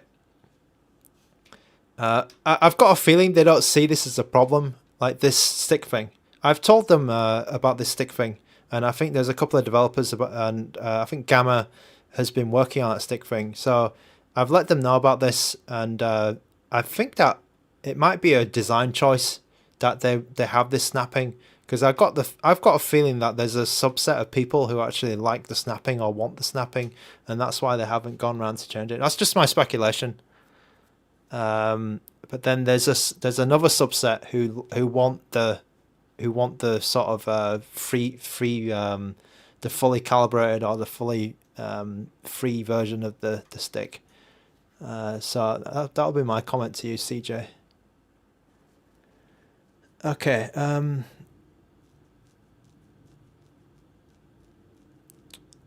Yeah, Cindy Chen. So the LED. I'm not a big fan of having RGB, this way, but it's good that you can, in the settings, they have a ton of options to change it. So where is it? Buttons, custom, is it here? Oh, I just got past it. LED settings, sorry. Yeah, so the LED settings, so there's a lot of like different ways you can, I mean, all of these, I don't even understand some of these. Like, you can have this bloody disco light thing. You can have it just always on in one color. So there's a lot of like different customizations you can do if you don't like the way that I've set up the RGB. Club Rock. I speak with ANBERNIC. I don't speak with Powkiddy or Ioneer. Or Retroid. I am asking. I have asked Ioneer for samples before. I think I've asked Powkiddy for samples before, and I've got a blank from them. But Powkiddy have like a sample. They have like a program for it, which is a bit sort of formalized. You need to get 10k views on a video, and then you get your money back on a sample or something like that. Or you buy it first. You buy your Powkiddy device first. You get 10k views on your video, and then you apply to Powkiddy to get your money back on whatever you bought. So Powkiddy, I think there's another guy in Retro Handhelds Discord who's very, very close to Powkiddy. So I don't think they're asking for. I don't think they need anyone else. Ioneer, I don't know how it works with Ioneer. I think Ioneer, you need to be, you need to have millions of subs, because Ioneer. I feel like Ioneer always they give the devices to like the big channels. They don't really give devices to, like, if you have under 50k subs, I guess they don't really care, Ioneer. Because I mean it's fair enough, because Ioneer is generally very expensive, right? So they're not gonna give their devices to smaller channels. They want the reach, right? So if the Ioneer samples, they're gonna cost a lot of money. So that's fair enough. I don't have any problem with the way they're running things. It's just how it is. Just how it is. Retroid, I don't know yet. I've spoken to Chris at Retroid in Discord just very briefly, just to ask what I do, and he just told me to email Retroid. So I've just emailed Retroid about the Mini, because I do want a Pocket Mini. I've highlighted the fact that I've done a lot of Retroid videos before, so fingers crossed I'll get one. But it's a bit like AYN. I highlighted, to AYN that I did some Odin 2 content, and I didn't really get a reply. So we'll see with Retroid. I mean, Retroid and AYN are a similar company, right? So I don't know what they will think. They might think, who cares about this guy with 6k subs? But it's up to them. I don't I don't have any bad feeling towards them. It's just how it is. Miyoo, I don't know who to talk to on Miyoo. I don't know how Miyoo works. I don't think anybody knows how Miyoo works. I bought the Miyoo, what was it? The Miyoo Mini, I've forgotten what it's called now. The small one, the really small one, 2.8 inch one. I bought this one, so Miyoo didn't contact me. A well-known crime capital has been A30, yeah, A30 Snake. Thank you. The A30 is actually sitting next to my bed. I play that one. I play that one quite often. at the center Oh, that's a shame, Snake. The A30 is actually slightly underrated. Like, I did give it a bad time because when it came out, it was just a hot mess. But it's the A30 is actually all right. Club Rock, thank you for your message. I appreciate your support. I really appreciate that. I'll be Guy today.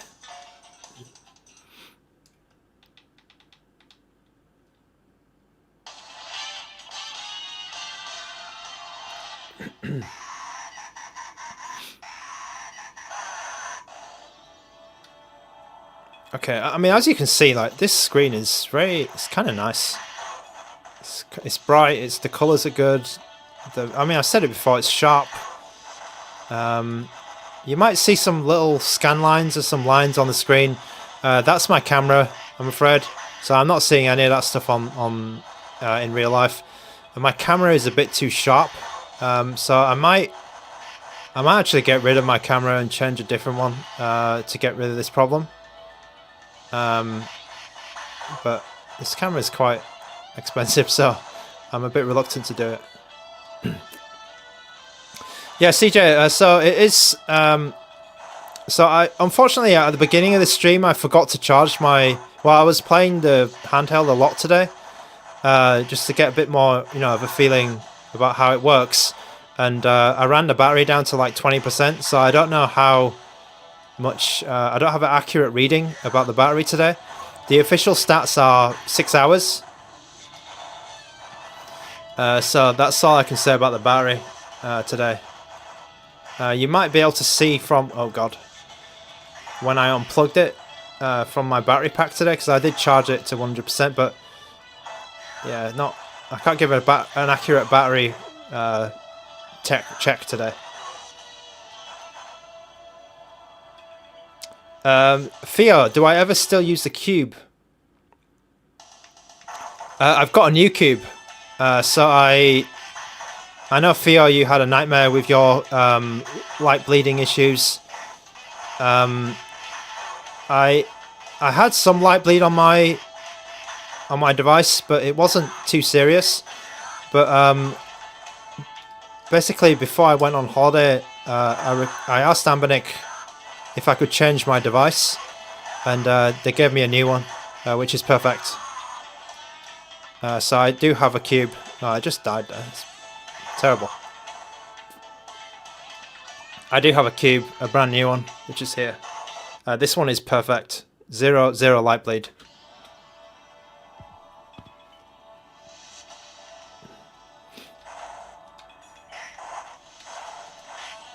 Okay, if you don't know this version of Final Fight, by the way, this is Final Fight CD for the Mega CD. This is an incredible version of Final Fight because it has this great soundtrack. The colors aren't arcade perfect. Like, the sprites aren't arcade perfect. The arcade is still a bit better, but because we're running on the Mega Drive limitations, but it does have that great CD soundtrack, which I really like. Final Fight is a game from Capcom. It's not SNK.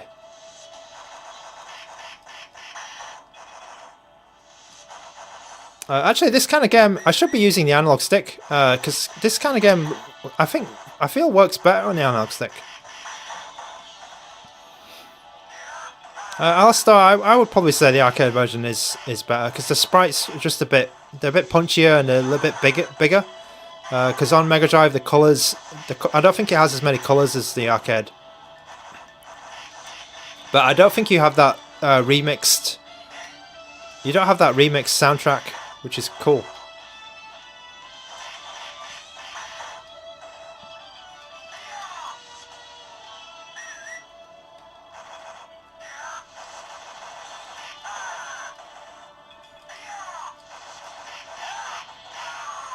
Oh god.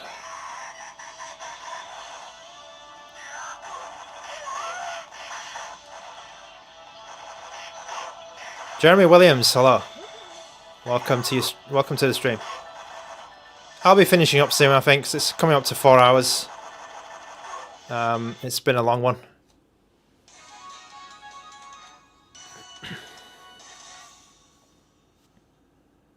Samba Gogo, the Analog Pocket. So I had an Analog Pocket at one point, and I sold it.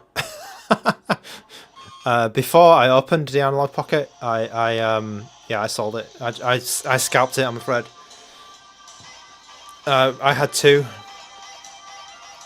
Because that thing is too expensive for what it is. I can't, in good conscience, keep that device. I think it's a bit too expensive. Yes, so Samba Gogo and CJ, yes, it does have the All-Winner H700. So that is Final Fight CD. It is a really nice looking handheld. If you don't like the RGB, you can always turn that off and it'll just look solid, so it'll be solid white. I like what I like to do is, I'll just show you here. There is an option called Chasing Light.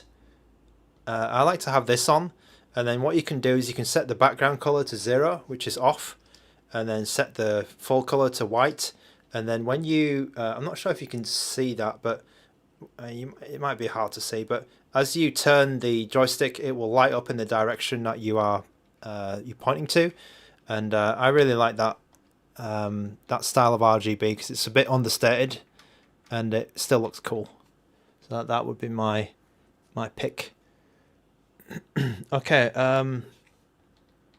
question about PSP. Okay, so I don't have a lot of PSP games here, I'm afraid. I just have some minis. I have Danganronpa here. Somebody was asking for Danganronpa. Let me try put let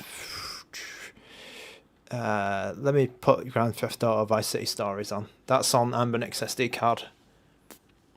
So this might be a bit strange in terms of setup because I'm not sure how ANBERNIC have set it. Oh, they've put it at 2 times resolution.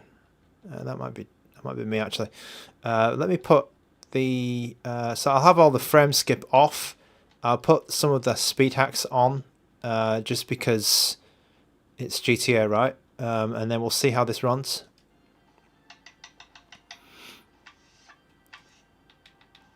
Okay, we'll see how it goes. So this is Grand Theft Auto Vice City Stories, a PSP game. Oh, I actually want to. Sorry, I need to. So I really don't like putting the stretch on for PSP games. So whenever I play PSP games, I'll always have this off. So I'll have letterboxing. Yeah. So on the 4-inch devices, it probably looks a bit better because you've got a bit more screen space.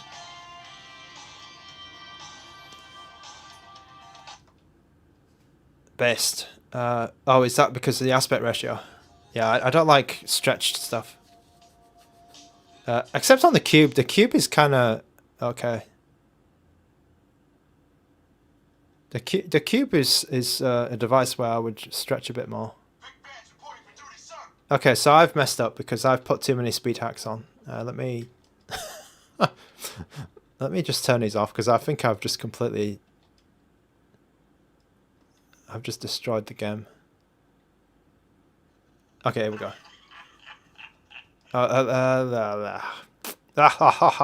Sorry, I've also forgotten something else. I apologize. I apologize.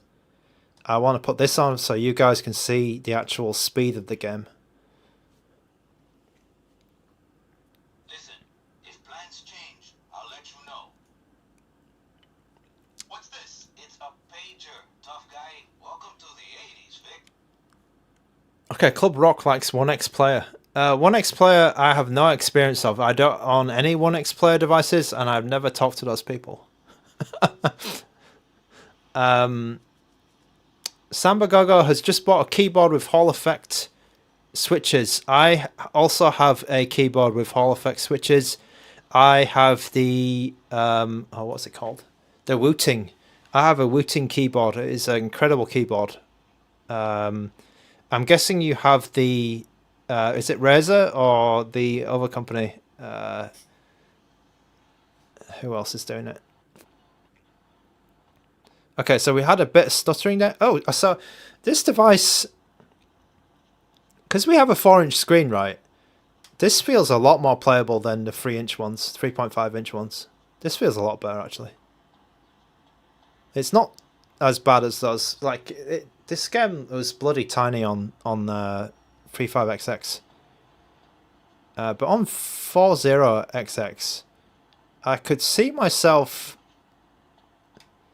This might be a bit better. C75. Okay, I've never heard of that keyboard. That's interesting. So Hall effect keyboards have got everywhere. Yeah, Apologies and Flores. It's not like... Not the end of the world. Oh god.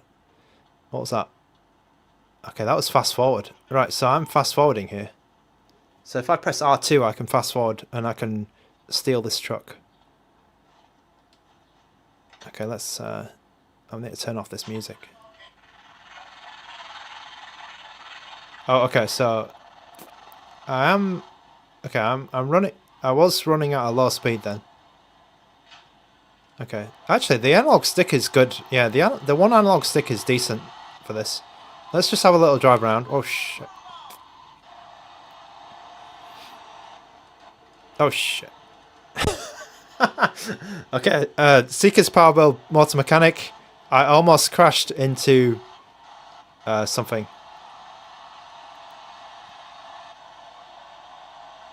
Snake, I'm afraid I think I probably won't play Outrun today. I'm gonna log off after this game. I think I'm going. I can feel myself getting to the end of this stream.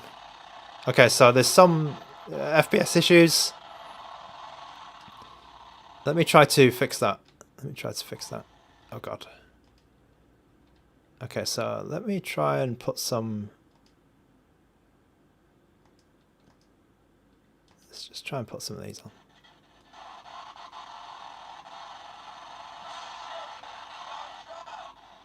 Let's try and put some of these speed hacks on. So these speed hacks were causing some issues with the cutscenes, so it might not be... okay, so... Yeah, that's a shame. So that speed hack there just kills it. So you might end up needing frame skip 1, I'm afraid. Or auto frame skip. Yeah. You may need frame skip 1 to play this successfully.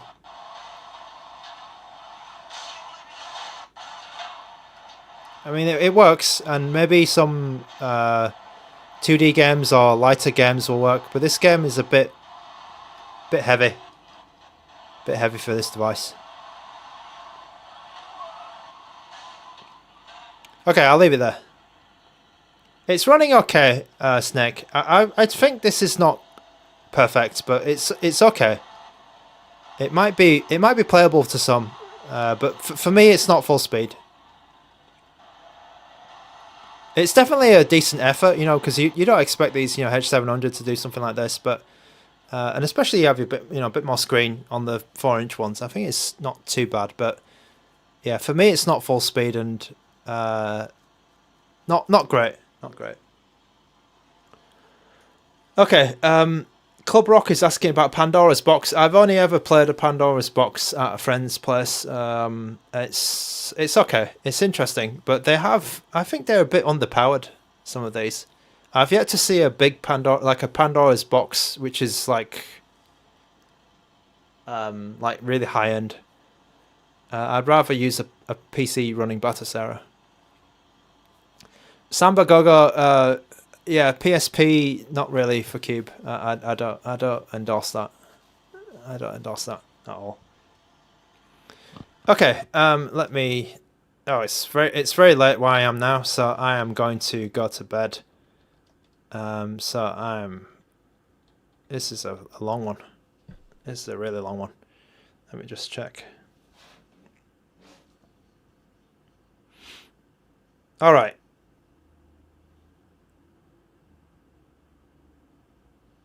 It's 3.5 hours. Bloody hell. Okay. So, thank you to everyone thank you to all of the regulars. So many regulars that are coming back. That's really nice to see. It's brilliant. This has been the RG35. Oh no. Start again. This has been this has been the RG. Let me read the box. 40XX V. This is the August ANBERNIC release, which is I mean, these guys are crazy. Every month they have not missed a month. This year, I think. This has been the RG40XX V. Thank you to Theo, Club Rock, Snake, Ian, Psycho Daddy, Dawson James, Denzel Washing Machine, Cindy Chen, Raphael, satisfied with the RG35XX. It is a great handheld, Raphael. I would be satisfied with that as well. If that was my only handheld, I would be amazed with what that can do in 2024. LSNMX.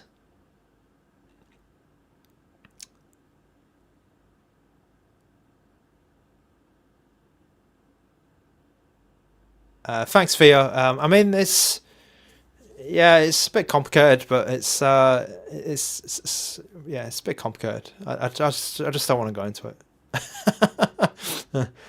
It's not like it's yeah.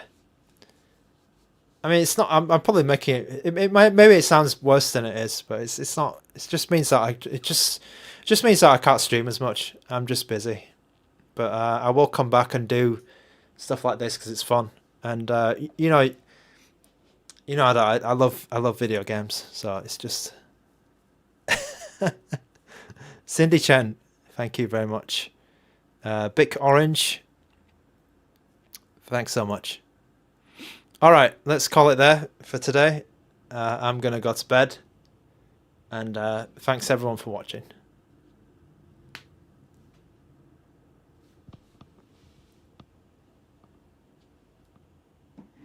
Oh, shout out to I think Craig Heller's gonna watch later on. So thank you to Craig Heller.